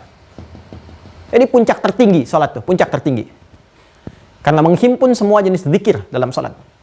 Istighfar ada dalam salat. Kalimat tauhid ada. Asyhadu an la ilaha illallah wa asyhadu anna Muhammadar Rasulullah. Ada dalam salat? Ada. Istighfar ada? Ada. Ya. Subhana rabbiyal a'la wa bihamdi, subhana rabbiyal azimi wa bihamdi, subhanakallahumma bihamdika Allahumma ighfirli. Dengan tasbih ditutup dengan istighfar. Apalagi misalnya, ya, dalam iftitah bahkan sudah muncul Allahumma ba'id baini wa baina khataayaya kama ba'adta bainal masyriqi wal maghrib, dan seterusnya. Ya, dan seterusnya. Ini puncaknya satu salat. Ya, saya sebutkan dulu ya, nanti baru saya terangkan maknanya. Pelan-pelan. Lihat sini. Pelan-pelan, satu. Dalam salat, ketika kita berpindah gerakan, ya, dari mulai kita berdiri, kemudian rukuk. Ya, dalam rukuk, kemudian kita bangkitnya tidal. Pertanyaan yang pertama saya, apakah saat sholat, baru sholat saja, kita merasakan ketenangan dalam jiwa kita? Harusnya iya. Iya. Kenapa? Karena fungsi zikir itu tatmainnul qulub. Lihat baik-baik. Zikir, zikrullah, sama dengan tatmainnul qulub. Sholat harusnya membawa ketenangan. Jadi kalau Anda, ya, ingin mendapatkan kenyamanan, ketentraman, kedamaian, punya masalah apapun, itu sebetulnya solusinya sederhana. Ambil wudhu, Anda sholat. Dengan sholat itu minimal dapat ketenangan. Walaupun solusi belum datang seketika, tapi hati itu akan lebih tentram. Jangankan sholatnya, tempat kita sholat aja, baru datang ke situ, suasana hati sudah beda. Karena tempat itu menampung aktivitas yang bernuansa zikrullah. Hadir zikir di dalamnya. Makanya Anda masuk masjid, masuk musola, beda dengan tempat biasa. Bahkan beda dengan masuk rumah sendiri. Anda masuk rumah sendiri tenang, tapi ketenangannya akan dilebihi. Dilebihi oleh apa? Oleh tempat-tempat yang menghadirkan sifat zikrullah.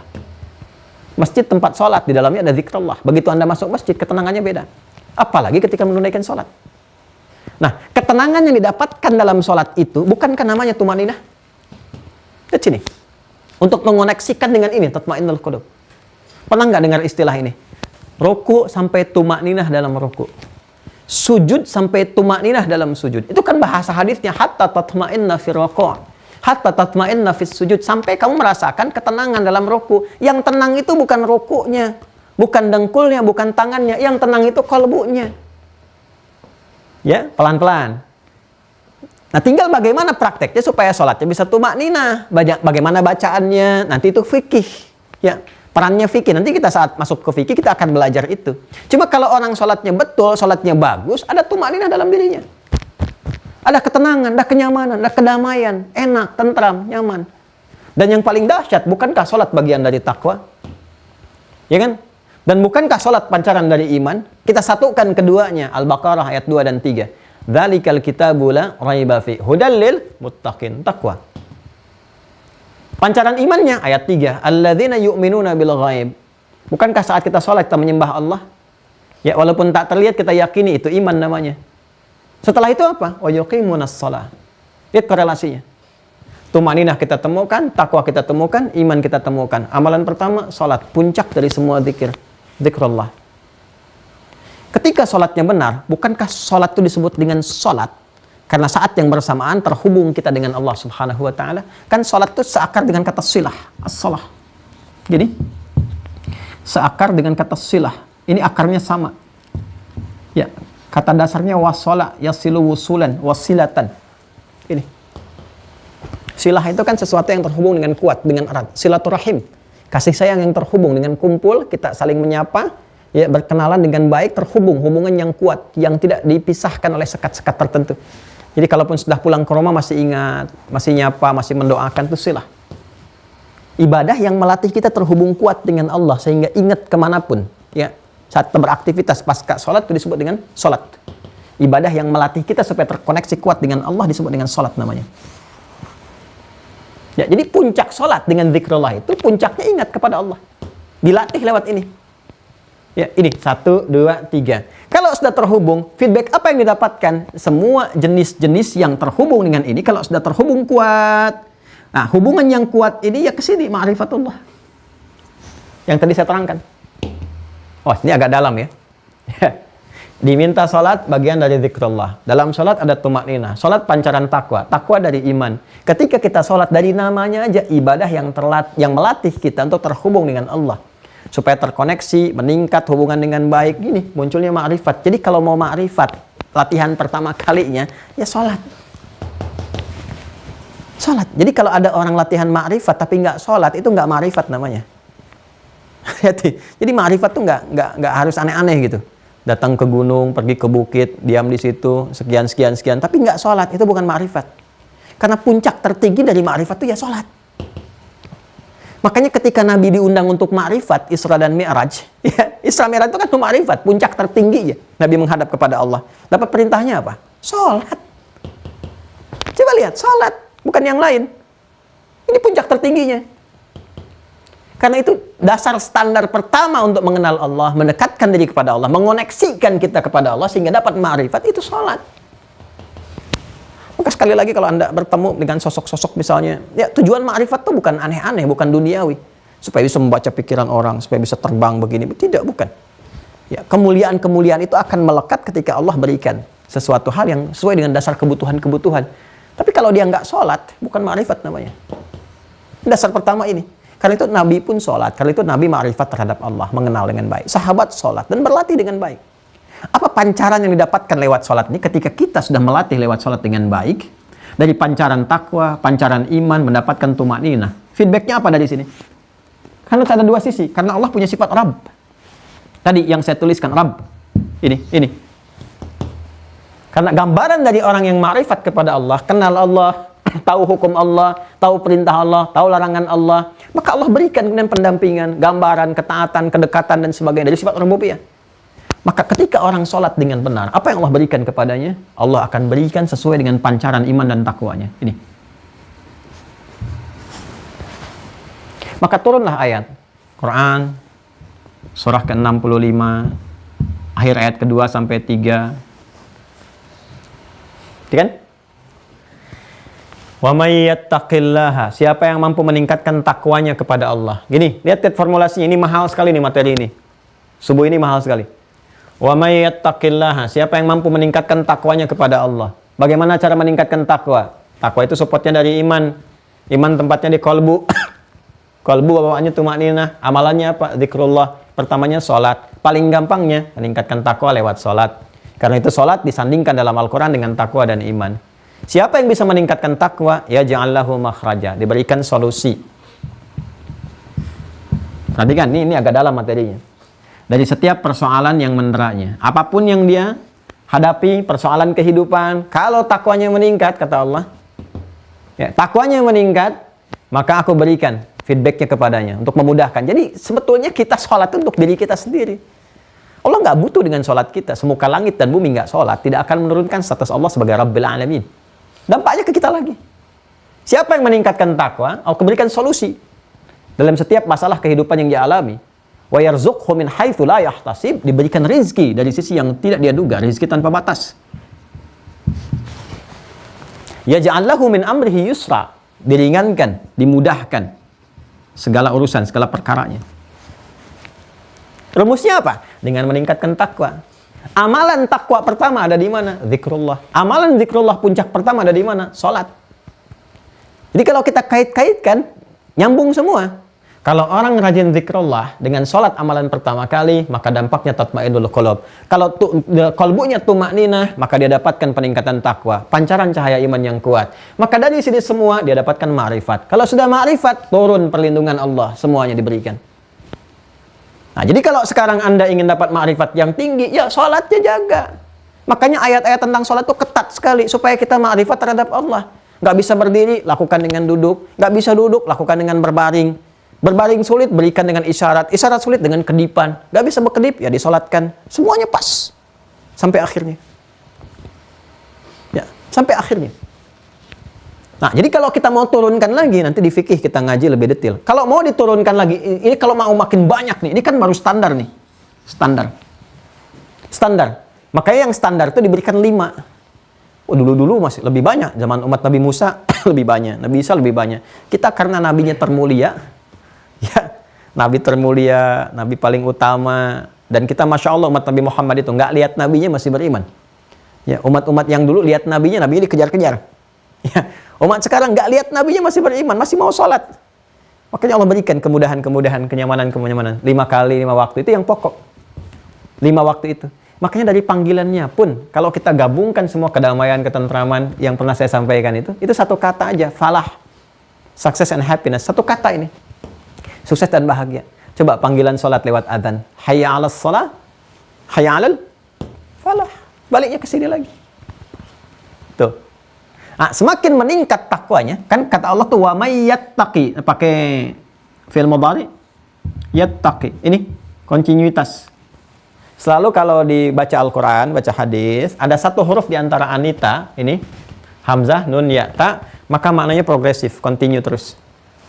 Terus, yattaqi yang terus meningkatkan. Siapa yang terus meningkatkan? Ya. Kalau kita teruskan ke amalan pertama, ini sholat. Yang meningkatkan zikrullahnya, meningkatkan takwanya, untuk menguatkan imannya. Ini sholat. Dia tingkatkan sholatnya. Bisa kualitas, bisa kuantitas. Kalau kualitas, lebih khusyuk lagi.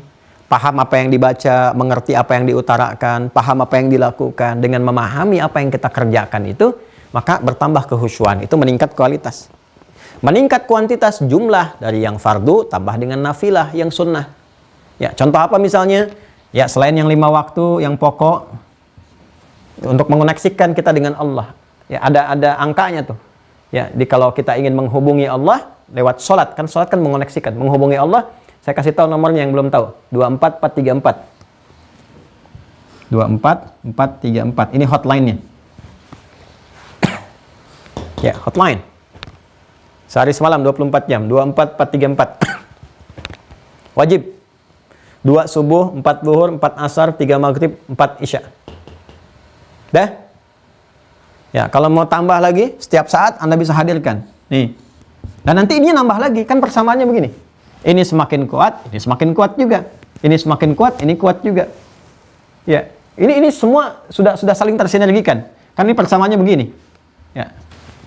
Jadi kalau yang ininya kuat, ini ikut kuat, ini ikut kuat, sama semua. F1 sama dengan F2, gayanya kan begitu.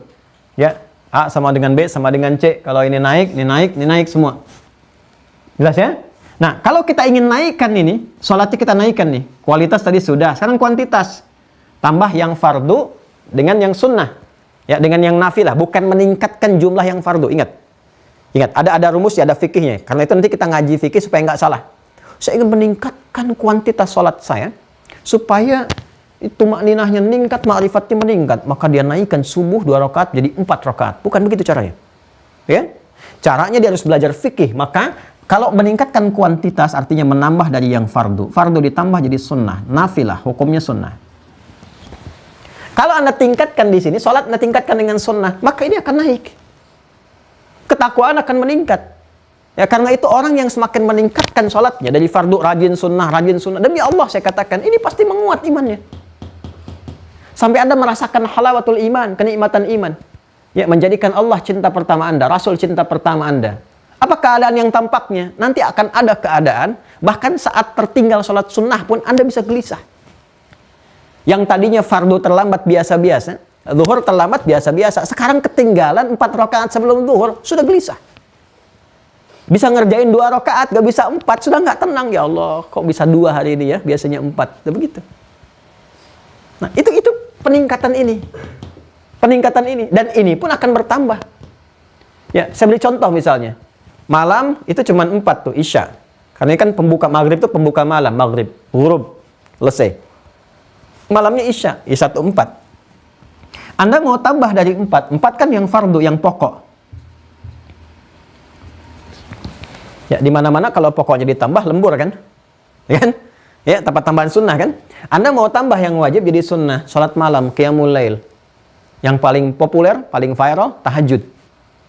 Sekarang Anda tambah dengan tahajud. Ininya Anda tambahkan. Please. Tahajud.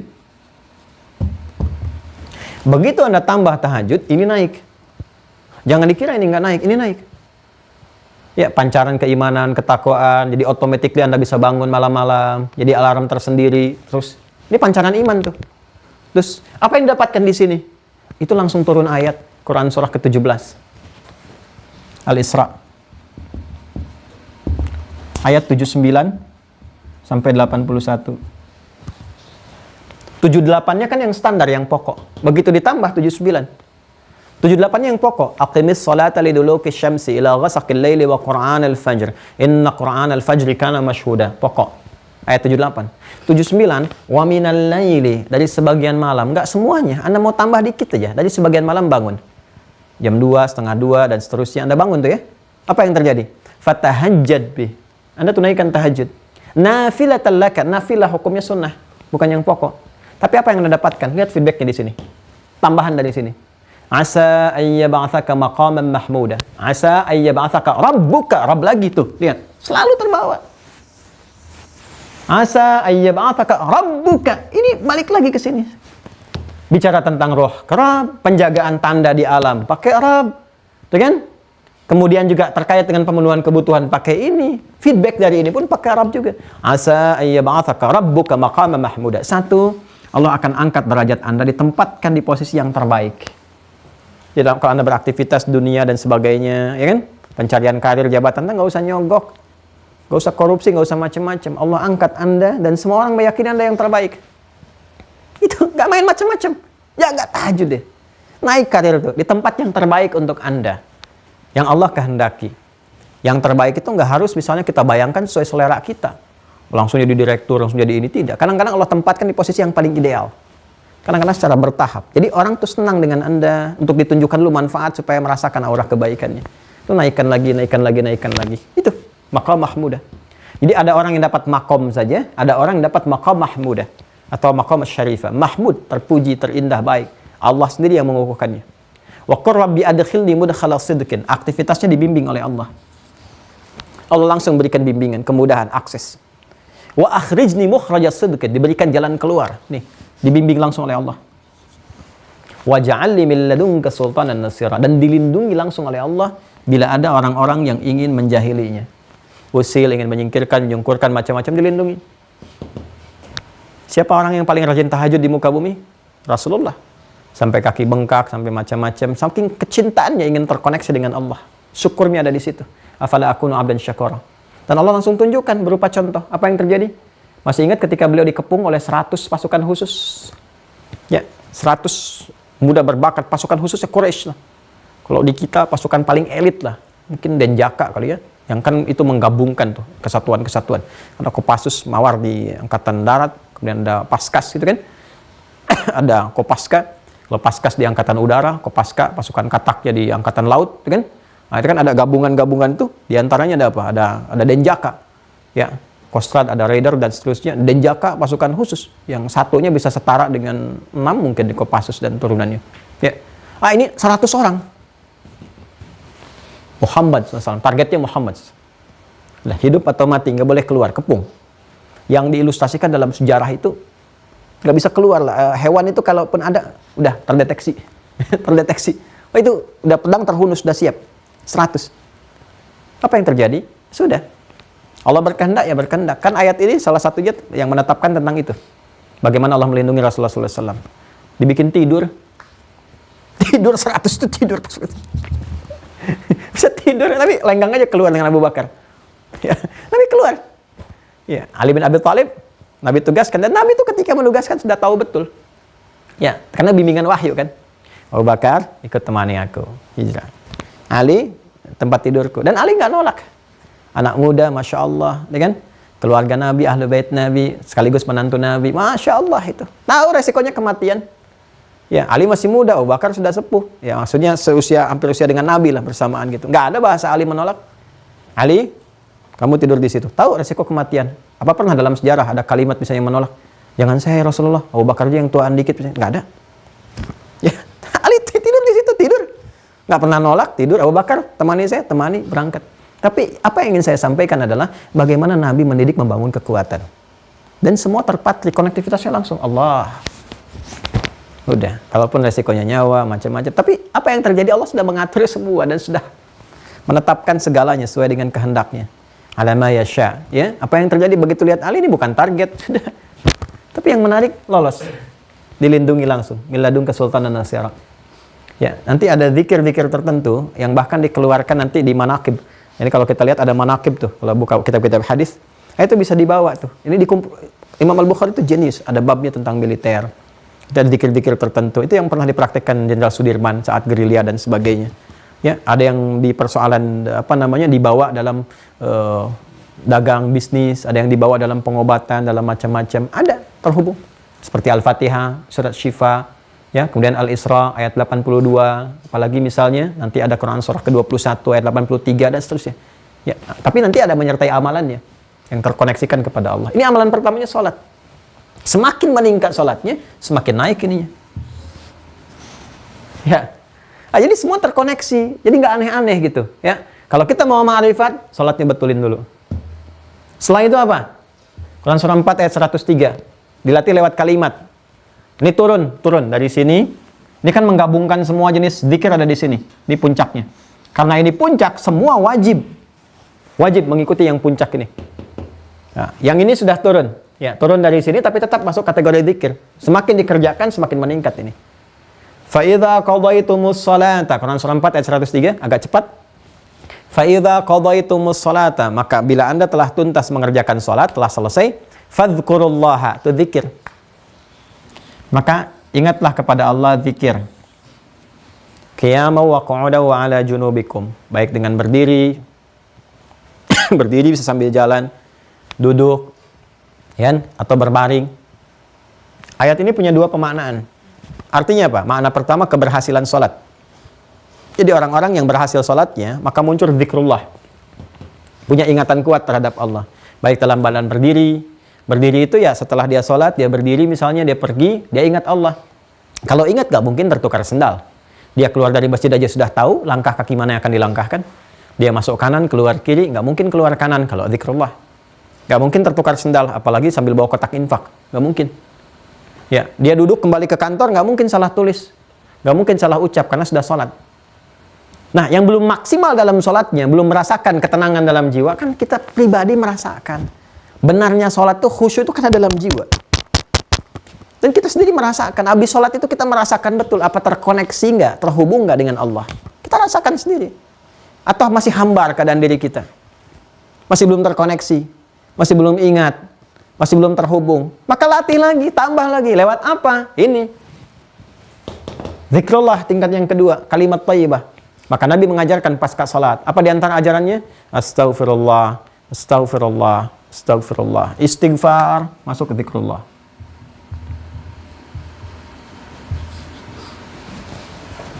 Subhanallah, subhanallah, subhanallah. Tasbih, masuk ke zikrullah.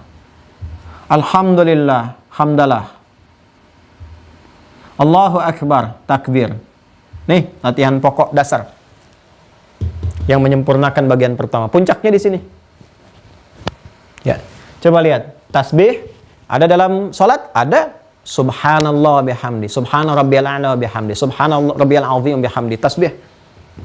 Tahmid ada alhamdulillahi rabbil alamin, sudah tahmid. Subhanallah wa bihamdi, subhana rabbiyal azim wa bihamdi, sudah tahmid sendiri. Subhanakallahumma wa bihamdika, Allahumma ighfirli, gabungan. Istighfar, gabungan. Tahmid ada, tasbih ada. Takbir, pembuka salat, Allahu Akbar. Intikal, pindah, Allahu Akbar. Disebut i'tidal, sami'allahu liman hamidah, ada semuanya. Cuman ketika sholat belum maksimal, betul Allahu Akbar, Tapi apa? Lisannya Allahu Akbar. Di kepalanya handphone Hu Akbar, proyek Hu Akbar, bisnis Hu Akbar. Tuh. Yang diingat di kepalanya itu bisnis. WA belum dibalas, status belum diupdate. Jemuran belum diangkat. Nih. Kalau itu habis sholat, kita kuatkan kembali itu. Yang belum maksimal, yang belum menghadirkan tumaninah dalam hati kita, dalam jiwa kita. Makanya setelah sholat kita berlatih Allahu Akbar, Allahu Akbar, Allahu Akbar. Subhanallah, Alhamdulillah. Dari istighfar tadi. Ya, dan nanti puncak tauhid, zikir tauhid dengan kalimat thayyibat tauhid, la ilaha illallah. Afdalu dzikri fa'lam annahu la ilaha illallah. La ilaha illallah, tahlil. Ini singkatan semua, tahlil la ilaha illallah, takbir Allahu akbar. Ya, tahmid, alhamdulillah, tahmid nih, tahmid hamdalah Allah, alhamdulillah, tahmid, tasbih, subhanallah. Ya kan? Ini gambaran-gambarannya. Dilatih kita lewat ini. Nah, latihan itu kalimat-kalimat ini keluar, kita ucapkan, itu zikir. Itu sampai perasaan hati kita mendapatkan ketentraman. Tumaninah ini. Ya. Hatta yatma'innal qalbu, hatta tatma'innal qulub. Sampai hati merasakan ketentraman. Ada kliknya tuh. Klik, nyambung, tek gitu. Ya, sudah merasakan dalam jiwa kita tuh. Oh, subhanallah, subhanallah, subhanallah. Begitu konektivitasnya terasa, itu puncaknya. Nah, Nabi memberikan standar. Kurang lebih 33 itu. Standar. Ya. Itu sebetulnya bilangan standar untuk sampai merasakan kenikmatan, konektivitas dalam jiwa kita. Itu asalnya demikian. Ya, Anda kan kalau saya bacakan, ya, besok taklim jam 5, belum nyambung. Besok taklim jam 5, besok taklim jam 5. Saya bacakan terus sampai Anda katakan, iya Ustadz. Karena diulang-ulang udah 10 kali. Iya, besok taklim jam 5. Udah. Itu saya baru bacakan 5 kali. Kan? Anda sudah masuk kan? Ini 33 kali, belum nyadar juga. Butuh berapa kali lagi? Nah, hanya persoalannya, apakah cawan hati kita itu penuh dengan kotoran yang harus dibuka atau tidak? Mas, pinjam gelas, Mas, pinjam gelas. Itu ada staf saya satu yang harus begini nih. Kalau nggak begini, dia nggak nengok. Nah, ini teman-teman ya. Ya. Ini kosong nih. Kosong ya. Ini saya mau masukin spidol, masuk. Masukin pena, masuk tuh. Ya, yang sepanjang bisa masuk. Semakin luas ininya, ya, semakin luas, semakin apa saja bisa masuk. Semakin luas. Saya gambarkan nih kalbu kita, ini cawan hati kita. Jadi kalau ini sempit, apa aja jadi masalah? Ini sempit tuh, nggak senyum aja jadi masalah gitu. Ini kalau sempit ini nih, nggak nyapa aja jadi masalah. Kalau sempit. Tapi kalau luas, masalah besar jadi kecil. Ya, seperti saya contohkan garam kemarin. Segenggam garam kalau cawannya seperti ini ya asin. Tapi kalau luas, seluas lautan, Masya Allah ringan. Ya, jadi perintah Allah tuh ringan. Kalau cawannya luas, ringan. Diperintahkan sholat, ya sudah, sami'na wa ata'na. Subuh sholat. Zuhur sami'na wa ata'na. Asar sami'na wa ata'na. Jadi kalau sempit, subuh oke. Zuhur oke. Begitu asar, antara asar dengan zuhur masih dekat. Subuh masih sami'na wa ata'na. Zuhur sami'na wa ata'na. Asar sami'na wa nanyaina. Kami dengar, kami bertanya. Barusan duhur ya Allah, kok udah asar lagi? Tuh, sempit. Tapi kalau luas, bagus. Latihan ini dengan zikrullah supaya melapangkan ini. Ya, supaya melapangkan ini dengan zikrullah. Supaya lapang, tatmainnul qulub, lapang, baik, nyaman, tenang. Nah, persoalannya Nabi melatih kita selain lewat salat tadi dengan zikrullah kan, subhanallah, alhamdulillah, Allahu akbar. Ini untuk melapangkan ini. Cuman bisa klik, bisa nyambung ini, ya, itu tergantung keadaannya. Kalau maksiatnya tipis, nggak ada naktah sauda di hadis Muslim. Ya, nggak ada dalam mata pernah masuk yang kotor-kotor. Jadi nutup. Kadang-kadang nutupnya apa? Nutupnya ringan. Ya, misalnya nutupnya pakai kain tuh, masih ringan, masih bisa masuk. Tapi kalau sudah begini teman-teman, nih, ya, ini udah keras nih. Jadi nggak bisa sekali subhanallah, nggak bisa langsung masuk. Subhanallah 2 kali, paling minimal 33 kali sampai terurai ini. Baru ada koneksi lagi. Ya, kadang-kadang ada orang yang sudah begini, terputar, rapat begini tuh. Terus tobat dulu. Makanya guru-guru kita itu Masya Allah alim. Ya, kami punya guru-guru masyayikh itu Masya Allah, Allah berikan firasatul mu'min haqqa. Ya, firasat orang beriman itu feelingnya nyata gitu, kuat. Ya, itu bisa Ada orang-orang tertentu yang di zaman-zaman dulu sahabat misalnya, zaman tabi'in, orang datang konsultasi dia ketahuan. Ya, ada orang bertanya, pertanyaan yang serupa, tapi jawaban bisa beda. Dua orang kasus yang sama. Ya. Halil qatili min taubah. Ya, apakah bagi pembunuh itu ada taubat? Tegas dijawab, nggak ada. Langsung pergi lagi. Kesal orang itu. Ya, menggerutu. Yang kedua datang, pertanyaan yang sama. Halil qatili min taubah, apakah pembunuh itu ada taubat? Ada katanya. Udah, pergi dia, nunduk dan sebagainya. Heran jamaah, Syekh, bagaimana Anda memberikan fatwa berbeda pada pertanyaan yang sama? Apa Syekhnya bilang? Yang pertama itu saya lihat, dia tangannya itu menggenggam begini tuh. Kayak menahan sesuatu amarah. Dan kelihatan dari tangannya ingin menghunus sesuatu, menghunus pedang. Dan dia berkata dengan suara getaran yang tinggi. Ya, dengan seperti itu saya menyimpulkan dia akan melakukan perbuatan yang tidak baik. Maka saya cegah, nggak ada taubat supaya dia nggak membunuh. Supaya nggak berperilaku buruk. Dan terlihat setelah itu dia menggerutu, tapi dia sadar nggak melakukan perbuatan dimaksud. Yang kedua terlihat, saya lihat di matanya roda penyesalan. Rona penyesalan. Terlihat matanya sayu, ada wajahnya mengkerut dan sebagainya. Saya katakan ada taubat. Karena selalu ada harapan untuk kembali. Ya, maka dia kemudian semangat setelah itu tertunduk, tapi semangat merubah kepada kebaikan. Nah itu feeling seperti itu nggak mudah. Jadi latihan lewat ibadah. Apalagi orang sekarang kalau bertanya, seringkali nggak jujur. Ustadz, kalau ada kasus seperti ini, padahal dia yang mengalami. Atau ekspresinya nggak bisa ditebak, karena kenapa dikirimkan lewat WA, email, DM, macam jarang orang mau datang, mau nyampaikan ini dia kirimkan, kita nggak bisa lihat. Itu kalau Allah nggak bimbing, nggak hati-hati, bahaya juga itu. Ini bahaya. Berapa banyak kita bisa ketahui kepastiannya. Nah kadang-kadang orang tua kita dulu itu melihat, ada si fulan, pernah punya dosa membunuh, pernah zina, pernah taubat, macam-macam, dilatih. Kan itu beda-beda. Kamu nih istighfar 1000 kali. Kamu nih istighfar 500 kali. Kamu nih istighfar 200 kali. Itu bukan bilangannya. Kayak dokter, ya, dokter ngasih resep nih. Itu tiap orang beda-beda begini. Itu untuk merasakan, dilatih kamu begini. Dari tingkat keadaan dia supaya merasakan nikmatnya zikir itu. Begitu nikmat dilatih langsung. Sholatnya jadi lebih mudah lagi. Baca Qur'annya lebih nyaman lagi. Itu maksudnya ke situ. Nabi ngasih kita standar 33 tiap setelah sholat. Itu standar bagi setiap orang. Masa iya sih sudah 33 nggak sadar juga? Subhanallah, subhanallah, subhanallah. Jadi bukan cuma di lisan. Zikir itu kan ingat. Apa yang diucapkan harus sampai ke ingatan. Dari ingatan sampai ke jiwa. Jadi kalau cuma baru sampai di lisan, belum sampai ke ingatan kita, bukan zikir namanya. Itu talaffuz namanya. Mengucapkan sesuatu.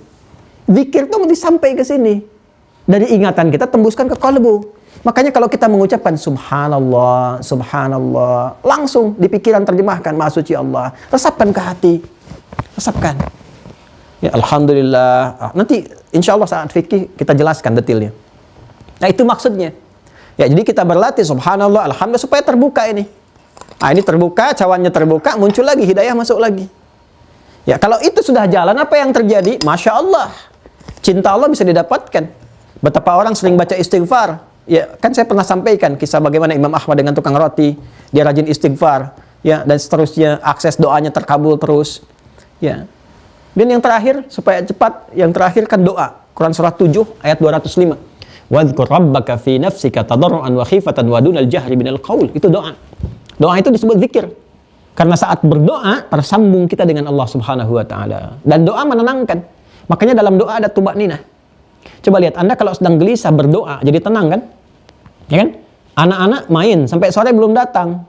Alih-alih Anda misalnya berkeluh kesah, apalagi sampai bikin status, anakku jam segini belum pulang, ya tidak akan memulangkan anak. Lebih baik Anda berdoa. Dengan doa itu tenang hati kita. Ya, suami belum ngasih kabar, Anda berdoa. Ya kan?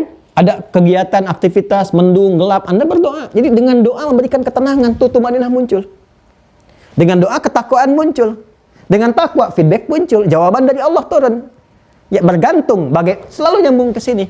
Ya, selalu ke sini. Jadi kalau Anda pun berdoa di sini, wadhkur rabbaka, Rabb lagi tuh, kalimatnya Rabb lagi. Silakan sebut nama Rabbmu, berdoa kepada Allah. Ya. Tapi keadaan doa ini karena korelasinya begini persamaannya, ini sama dengan takwa, sama dengan iman, sama dengan kolbu. Jadi kalau doanya bersumber dari hati yang bersih, kolbunya bersih, imannya kuat, cepat juga kesininya. Ini persamaan ini nggak boleh hilang. Ini mahal ini. Jadi kita latihan berdoa untuk meningkatkan ini. Semakin kuat doanya, semakin kuat ininya. Ya, kalau kita kuat istighfarnya, kuat sholatnya, kuat doanya, Allahu Akbar. Ini segalanya dimasuk. Dan contohnya banyak di Al-Quran. Bagaimana Nabi berdoa? Nabi itu kan kuat takwanya. Kuat sholat, ya jangan dikira Nabi nggak sholat. Semua Nabi sholat. Ini informasi aja nih, di Al-Quran misalnya. Nabi Isa itu sholat. Yesus Mesias itu sholat. Ya, Quran surah ke-19 Maryam. Ayat 31. Kalau mau diteruskan sampai 33-nya. Ya. Wa ja'alani mubarakan aina ma kuntu wa awsani bis shalah. Ya. Kata Nabi Isa alaihissalam, Isa al-Masih, Isa bin Maryam, Mesias, Yesus, mengatakan dan Allah mewasiatkan, memerintahkan aku dengan kuat supaya aku salat. Wa awsani bis shalah. Nabi Musa salat, Quran surah 20 tadi, ayat 14 itu kan ke Nabi Musa perintahnya. Innani anallahu la ilaha illa ana fa'budni wa aqimis salata li dzikri. Ya, siapa lagi misalnya? Ya, kakek moyangnya Nabi Muhammad SAW ke atas, Nabi Ismail salat. Ya, bahkan minta keluarganya supaya salat. Quran surah 19 Maryam ayat 55. Wa kana ya'muru ahlahu bis salah. Nabi Zakaria salat. Bahkan beliau saat minta keturunan itu dalam salat. Doanya dalam salat dipanjatkan saat minta keturunan. Quran surah ketiga Ali Imran ayat 38 sampai 39. Ya, hunalika da'a Zakaria rabbah. Di mihrabnya Maryam itu Nabi Zakaria berdoa kepada Rabbnya. Rabb disebutkan supaya minta feedback ini. Qala rabbi habli min ladunka dzurriyyatan thayyibah innaka sami'ud du'a. Qala ya Allah, ya Engkau yang Maha Pemberi, pemenuhan segala kebutuhan. Mereka mengatakan kepada aku nggak mungkin punya keturunan. Maka dengan sifatmu yang Maha Memberi tanpa batas, anugerahkan aku dari sisimu saja ya Allah keturunan. Ayat 39-nya, fanadatul malaikatu wa huwa qa'imun yusalli salat. Maka turun malaikat menyampaikan doamu dijawab. Sedang apa beliau ketika berdoa? Sedang salat, belum selesai salatnya. Semua salat. Nabi salat, Rasul salat, orang paling takwa salat. Kita bukan Nabi, bukan Rasul, bukan orang paling takwa, nggak mau salat dan nuntutnya kebanyakan. Ya Allah, kurang apa lagi yang aku lakukan? Kurang salat, kurang minta, kurang doa, kurang takwa, kurang iman. Bukan kurang kaya, bukan kurang tinggi jabatan, kurang takwa. Kalau takwa kurang ibadah artinya. Ya, Maryam, Bunda Maria punya mihrab untuk salat. Di mihrabnya itu rezeki mengalir penuh. Ya, Ali Imran ayat 37, fataqabbalaha rabbuha, Rabb lagi. Biqabulin hasani wa ambataha nabatan hasana wa kaffalaha Zakaria kullama dakhala 'alaiha Zakaria al-mihrab. Di mihrab wajada 'indaha rizqa. Qala ya Maryam anna laki hadha? Qalat huwa min 'indillah, ma'rifah ke Allah. Inna Allah yarzuqu man yasha bighairi hisab. Rizki diberikan melimpah. Punya mihrab. Mihrab itu tempat untuk ibadah maksimal, meningkatkan iman dan takwa. Ini. Tuh, ayat sudah, hadis sudah, contoh sudah, orangnya nyata, digali sekarang masih ada. Buka ensiklopedi semua ditemukan orangnya. Nabi Zakaria ada, Nabi Isa ada, Maryam ada. Siapa lagi tadi? Nabi Musa ada, Nabi Ismail ada, lacak semua ada. Dan ini nyata sifatnya. Kurikulumnya terwariskan. Jadi kalau Anda ingin ma'rifah pada Allah sehingga mendapatkan akses kemuliaan-kemuliaan dalam kehidupan, kan? Ini, maka mulainya dengan ini, kondisikan hati kita, yatma'inna qalbi. Latihannya dengan zikir. Zikir itu bentuknya ibadah, salat, kalimat thayyibah, berdoa. Kalau mau keluarkan banyak, Quran itu zikir. Makanya rajin baca Quran itu rajin zikir. Jangan salah, Quran itu zikir. Ya, lihat Quran surah ke-15 Al-Hijr ayat 9. Disebut zikir. Kata Allah, inna nahnu nazzalna dzikra wa inna lahu lahafidhun. Kami yang telah turunkan Al-Quran sebagai zikir. Makanya di Quran banyak pengingat. Ingat ya, jangan curang. Ingat ya, jangan dusta. Ingat ya, bakti pada orang tua. Zikir. Apalagi, Quran itu semua zikir. Puncak tertinggi amalan zikir Quran itu menghafalnya. Menghafal, supaya Qurannya tertanam dalam jiwa kita. Dan dibawa kemana aja Quranun yamshi. Ya, baca Quran, zikir. Mengkaji Quran, zikir. Ngafalin Quran, 4 kali delaynya dibandingkan zikir biasa. Karena itu ketika Allah menyebutkan penghafal Quran, ya, memudahkan hafalan untuk diingat, itu 4 kali disebutkan. Tadi masih ingat Quran surah 54 Al-Qamar ayat 17, 22, 32, 40. Walaqad yassarnal Qur'ana lidzikri, bukan lil hifzi, lidzikri. Zikir. Ini penghafal Quran sedang berzikir. Cuma tadi benar nggak zikirnya? Karena zikir itu bukan cuma di lisan. Kalau cuma di lisan bukan zikir namanya. Itu talaffuz. Kalau cuma nyampe pikiran, bukan zikir namanya. Itu hifdzun, baru nyampe sini. Zikir itu nyampe sini. Makanya kalau sudah nyampe sini, keluarnya khair. Ini, kebaikan, khair. Ya kalau nyampe di lisan, nggak nyampe ke hati, ini bisa masalah, bisa zalim. Kalau cuma nyampe pikiran, itu cukup untuk dirinya sendiri, itu ikhtisad namanya. Makanya saat penghafal Quran dikumpulkan kualifikasinya ada 3. Quran surah 35 itu fatir. Wah, kita nggak selesai kalau nyambung-nyambungkan semua itu. Ayat 32. Quran surah 35 ayat 32. Thumma awrathnal kitaba alladzina istafaina min ibadina faminhum zalimun linafsihi 1. Wa minhum muqtasid ikhtisad 2. 3. Wa minhum sabiqum bil khairat biiznillah. Penghafal Quran itu kalau cuma sampai lisan, nggak sampai ke hatinya, berpotensi zalim. Zalim itu menempatkan sesuatu bukan pada tempatnya. Saya sering ilustrasikan, gayung untuk mandi, gelas untuk minum. Ada orang mandi pakai gelas, minum pakai gayung. Ya kan? Dia hafal Quran cuma sampai lisan, nggak sampai ke sini, bukan zikir, tapi talaffuz. Dia dengan lisannya bisa mengucapkan qul huwallahu ahad, hafal tuh, cuma nyampe di sini. Karena nggak nyampe ke sini, dia pun bisa ringan mengatakan semua agama sama, menuju pada Tuhan yang sama, cuman caranya beda-beda, nggak nyampe ke sini artinya. Karena kalau sudah nyampe ke sini, koneksinya ke sini, ma'rifatullah. Karena kenal Allah, la ilaha illallah, wa la ilaha ghairuh. Nyampe sini. Kalau cuma nyampe sini, semua bisa dikatakan. Nyampe ke sini, wa minhum muqtasid. Baru monjok-monjok di tiang, di tembok-tembok belakang masjid ngulang-ngulang, jadi imam belum mau, dan seterusnya. Muqtasid, paket hemat untuk dirinya sendiri. Kalau nyampe ke sini, sabiqum bil khairat, mengejar segala kebaikan, kemuliaan. Biiznillah, karena punya koneksi dengan Allah. Semua nyambung. Nah, tadi saya katakan kalau ini sudah naik, maka ini naik, ini naik, ini naik semua. Limpahannya naik semua. Wah, sampai nggak cukup lagi dituliskan tuh. Ya, kalau ini naik, statusnya takwa jadi atqa, yang paling takwa, yang paling mulia. Karena itu siapapun yang ada di sini yang berhubungan dengan sosial dan sebagainya, interaksi kehidupan dapat ini segalanya, maka yang paling mulia itu yang paling takwa, yang paling banyak amalnya.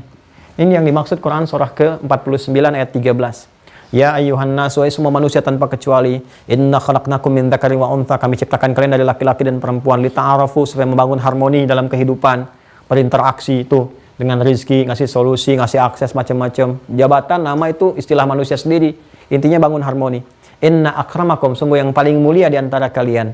Kita kan sudah mulia, karim, akram yang paling mulia, atqakum, yang paling tinggi takwanya. Dan siapa di antara manusia yang sampai derajat ke atqa yang paling tinggi? Atqa. No, nyambung. Hadisnya belum selesai. Kita bacakan yang terakhir.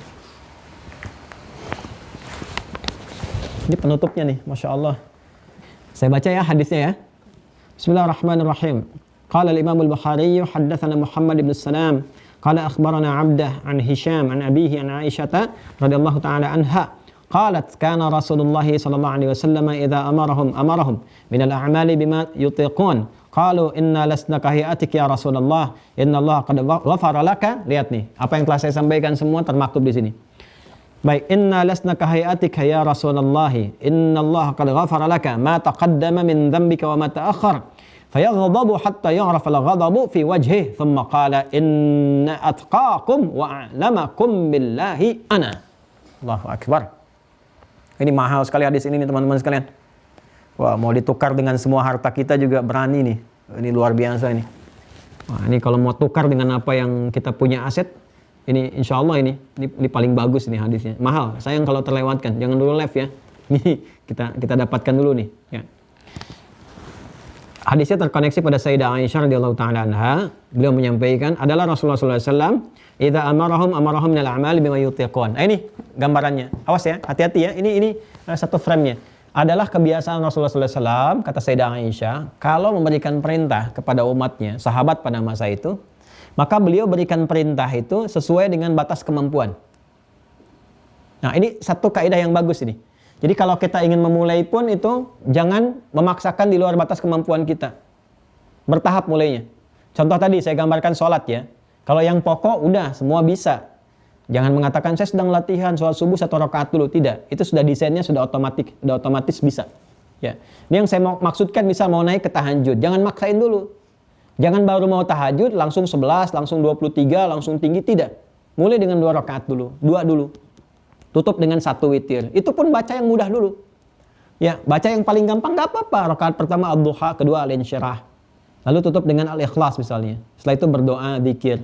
Bangunnya juga dekatkan ke subuh supaya nggak langsung tidur kebablasan, ya. Nanti setelah itu merasakan kenikmatan, naik lagi 4, witir 1, naik lagi 6, terus sampai merasakan nyaman ke atas. Nah, ini Nabi itu seperti itu caranya, polanya. Ya. Kalau mau sedekah juga jangan berlebihan juga. Ya, yang kira-kira lebih yang tidak mengurangi kebutuhan kita dulu, tidak membuat kita susah. Ya, misal kita ada nih 10.000 nih, boleh kita bagi. Ya, misalnya 5.000 dulu atau 2.000 dulu, kan? Yang kira-kira tidak memberikan beban yang lebih kepada kita. Jadi kita agak jadi lebih sulit. Ya, Anda punya mobil digunakan untuk kebutuhan sehari-hari, jangan langsung disedekahin mobil-mobilnya. Karena itu nanti ada kesulitan untuk digunakan kebutuhan sehari-hari. Mau ngantar jadi susah, ngantar anak jadi susah. Apa yang punya, yang ada, itu yang dikeluarkan. Yang kira-kira kelebihan itu melatih kita dulu. Sampai kita merasakan kenikmatan, kenyamanan, tahu ilmunya, sudah enak, sudah nyaman. Baru kita naikkan lagi, levelnya naikkan lagi. Itu batas kemampuan, itu pola Nabi begitu. Ya, menghafal Quran juga begitu. Jangan langsung pengen sekian hari pengen hafal. Lihat dulu, tahsin, tajwid betulkan dulu, bertahap, nikmati dulu. Setelah nikmat akan datang dengan sendirinya. Nah, ini pola yang Nabi ajarkan kepada kita. Jadi kalaupun Anda ingin meningkatkan takwa, proporsional sifatnya. Jelas ya? Ini satu kata Sayyidah Aisyah. Kemudian sahabat komen.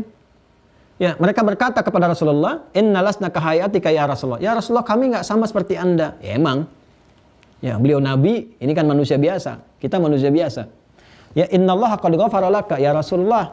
Kami nggak sama dengan Anda. Ya, kalau Anda kan kata mereka, ya kan? Ya, Allah sudah ampuni dosa Anda. Ma taqaddama, ya, min dzambik wa ma ta'akhkhar. Yang dulu dengan yang akan datang, ya Anda terjaga. Gak ada dosanya kalau bahasa kita ya Rasulullah, ya. Enak betul ya kata-kata mereka itu.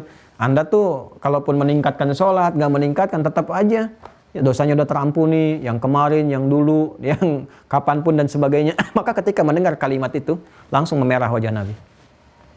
Langsung memerah. Karena nggak wajar kalimat itu disampaikan. Ya, ini biasa ya. Ini kalimat-kalimat ini kalimat-kalimat edukatif untuk kita. Karena seringkali pertanyaan itu ada. Enaknya jadi Nabi, misalkan bisa begitu aja kan? Ya kan? Ya, ada kan kalimat begitu ya? Enaknya jadi ustadz, enaknya jadi begini. Jangan dikira jadi mendapatkan status pengangkatan itu biasa saja, tidak.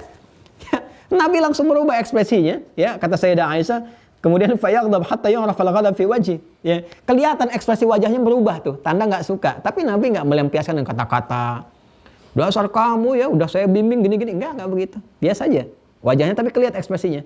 Tapi yang keluar apa kalimatnya? Inna atqakum wa a'lamukum billahi ana. Nabi hanya mengatakan begini, apa kalian tuh mengerti status Nabi dijaga dari perbuatan maksiat, diampuni dosa yang lalu yang akan datang, maksudnya terjaga dalam kebaikan. Itu nggak berdiri sendiri. Saya ini atqakum, kata Nabi, yang paling takwa. Jadi perjuangannya itu tinggi. Apa dikira dengan status sebagai Nabi berhenti ibadah? Tidak. Salat tahajudnya sampai kaki bengkak-bengkak.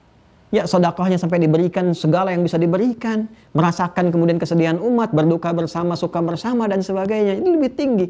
Jadi Nabi ingin berikan motivasi kepada kita. Nabi pun a'lamukum, sampai ma'rifat kepada Allah paling tinggi, itu butuh perjuangan. Kan? Menjadi manusia paling takwa untuk mendapatkan ma'rifat tertinggi ini kan a'lamukum ya billahi wa atqakum. Jadi yang paling takwa, yang paling tinggi ma'rifatnya Nabi, tapi status itu pun didapatkan dengan apa? Dengan ibadah. Saya tanya pada Anda, apakah Nabi tidak puasa? Puasa. Apakah Nabi tidak sholat? Sholat. Apakah Nabi tidak haji? Haji. Apakah Nabi tidak umrah? Umrah. Nabi pun meningkatkan takwa. Status itu tidak mengurangi ketakwaan beliau di hadapan Allah. Lantas siapa kita? Yang bukan Nabi, bukan Rasul. Jadi yang terjaga aman aja dari dosa, masih sholat, masih puasa, masih haji, masih umrah, masih baca Quran sepanjang hayatnya. Dia kan masih menghafal. Kita bukan Nabi, bukan Rasul, belum terjaga, belum aman. Terus gak mau sholat. Terus yang lebih daripada itu nuntutnya kebanyakan. Begitu proyek susah baru nuntut banyak. Sholat enggak? Begitu ada masalah di rumah tangga nuntutnya banyak. Ya Allah, kenapa kau biarkan aku begini? Ya kamu aja biarkan hukumku begini. Ya coba deh. Nah ini ya. Ini pembahasannya sih memang agak panjang, berliku. Tapi intinya ke sini. Jadi saya simpulkan bahwa tumakninah, kedamaian, ketentraman, kenyamanan hati yang siap menerima segala hal perintah, kemudian menjauhi larangan-larangan yang akhirnya menghadirkan ketentraman, kenyamanan, akses tanpa batas dari kemuliaan-kemuliaan yang Allah berikan kepada kita. Nah, itu semua bisa diraih dengan meningkatkan takwa dan keimanan, karena formulasinya demikian. Dan keimanan ketakwaan ditingkatkan lewat zikrullah, yang turunannya tiada lain adalah ibadah. Jadi kalau mau zikir yang benar, ibadah yang benar, salat yang benar. Ya, apa yang disampaikan zikrullah, kalimat-kalimat thayyibah, subhanallah, alhamdulillah, la ilaha illallah dan sebagainya, berdoa yang banyak, baca Quran, hafalkan Quran, itu zikrullah tertinggi. Kalau kita jaga semua itu dengan baik, semua itu adalah jalan kita mendapatkan ridha Allah, ma'rifah kepada Allah. Jalan disebut dengan syara'. Konsepsi jalan disebut dengan syariat. Makanya semua ini disebut syariat. Salat syariat, zakat syariat, puasa syariat, haji syariat, Quran syariat, dan seterusnya. Inilah zikrullah yang sesungguhnya. Jadi zikrullah itu sama dengan syariat. Dengan syariat kita ma'rifat. Dengan ma'rifat kita dapat hakikat. Dengan hakikat kita dapat limpahan rahmat. Karena itulah dari rahmat ini kita dimuliakan. Kemuliaan yang diberikan kepada hamba biasa sesuai dengan kemuliaan karamnya disebut dengan karamah namanya. Maka setiap hamba dapat karamah, Nabi dapat mukjizat. Mukjizat ditampakkan, diviralkan untuk diketahui itu Nabi, Rasul. Karamah tidak diviralkan, tidak ditampakkan. Karamah itu akan nampak, ya umumnya setelah meninggal baru ketahuan. Kalau dalam hidup nggak diviral-viralkan, biasa aja. Tapi orang ngelihat gitu, dan dia nggak mau membuka-buka, biasa aja, terjaga. Itulah kemuliaan yang Allah berikan. Nah, sampai meninggal, kalau meninggal pun yang dicabut apanya? Jiwanya kan? Rohnya kan? Melewati kolbu kan? Ya, kalau roh itu dari iman takwanya, lewati apa? Nafas kan? Makanya nafas keluar, lewati kolbu. Kolbu dijaga, keluar selesai, nafas keluar. Ya? Kullu nafsin dha'iqatul maut. Kalau dia terbiasa zikrullah, zikir, meningkatkan iman, meningkatkan takwa, maka nafas pun ketika keluar bawa tumaninah. Tapi sudah jadi sifat. Kalau sifat identitas melekat, kalau sudah melekat maka jadi isim fa'il. Isim fa'il, ya, itma'anna itu lebih daripada 3 huruf, maka sifatnya harus pakai mim. Ya, kalau 3 huruf sudah tinggal pakai alif tengahnya. Fataha, fatih, fatih. Karuma, karim. Ya, sudah tinggal 3 huruf saja. Sabara, sabir. Ya. Tapi kalau tambah 1 huruf lagi jadi 4, 5, 6 dan seterusnya pakai mim depannya. Akhlasa, mukhlis, aslama, muslim, amana, mu'min, itma'anna, mutmainnah. Maka nafsunya menjadi mutmainnah sifatnya. Maka dipanggil pun tumaninah ikut menjadi sifat mutmainnah. Quran surah ke-89 Al-Fajr ayat 27 sampai 30. Ya ayyatuhan nafsul mutmainnah, irji'i ila rabbika radiyatan mardiyah fadkhuli fi ibadi. Ibadah mutmainnah itu dapatkan lewat ibadah, dipanggil namanya dengan ibad, jamak dari kata abdun. Jadi korelasinya semua ada. Wadkhuli jannati, begitu pulang dapat jannah, rahmat yang tadi saya maksudkan. Nyambung semua. Jadi kalau kita mau keluarkan ayat ya semua kita satukan, itu korelasikan, nyambung semua. Nah, jadi ini yang kita bahas teman-teman sekalian, selesai bab ini. Ya, dan selanjutnya hanya penguatan-penguatan. Tadi yang kita, ini sampai di sini puncaknya, Kitabul Iman itu. Selanjutnya detil. Saya kira itu untuk pertemuan hari ini. Semoga Allah ridai, semoga apa yang kita pelajari menjadi bimbingan untuk beramal saleh. Mohon izin menyimpulkan dengan cepat, apapun yang kita interaksikan dalam ibadah kita sejatinya adalah untuk memenuhi zikrullah kita, menguatkan zikir kita kepada Allah Subhanahu wa taala. Keberhasilan zikir ditentukan oleh keadaan hati yang tenang, nyaman, yang dicirikan oleh peningkatan iman dan ketakwaan kepada Allah Subhanahu wa taala. Pembuktian dari keimanan dan ketakwaan itu dapat terlihat dari peningkatan ibadah dan implementasi amal soleh yang lahir dari perangkat tubuh kita, dari ujung kepala sampai ujung kaki. Orang-orang yang bisa melakukan itu, maka dekat hubungannya dengan Allah, terjalin akumulasi pengetahuan terhadap segala yang Allah perintahkan kepadanya, yang Allah larang dan Allah tetapkan. Itulah yang disebut dengan ma'rifatullah. Ma'rifatullah menghadirkan segala kemudahan hidup, kenyamanan dan kesempurnaan pengabdian sebagai hamba, sehingga wafat dalam keadaan husnul khatimah, jiwa mutmainnah dan mendapatkan rahmat dengan surga yang terindah dengan izin Allah Subhanahu wa taala. Semoga kita mendapati itu semua, mendapati rahmat Allah, karunia Allah. Lebih daripada itu, saya tidak menginginkan apapun. In uridu ilal islah, kecuali harapan-harapan kebaikan seperti Anda harapkan, mastata', sesuai dengan apa yang saya mampu lakukan. Terima kasih, semoga Allah rahmati.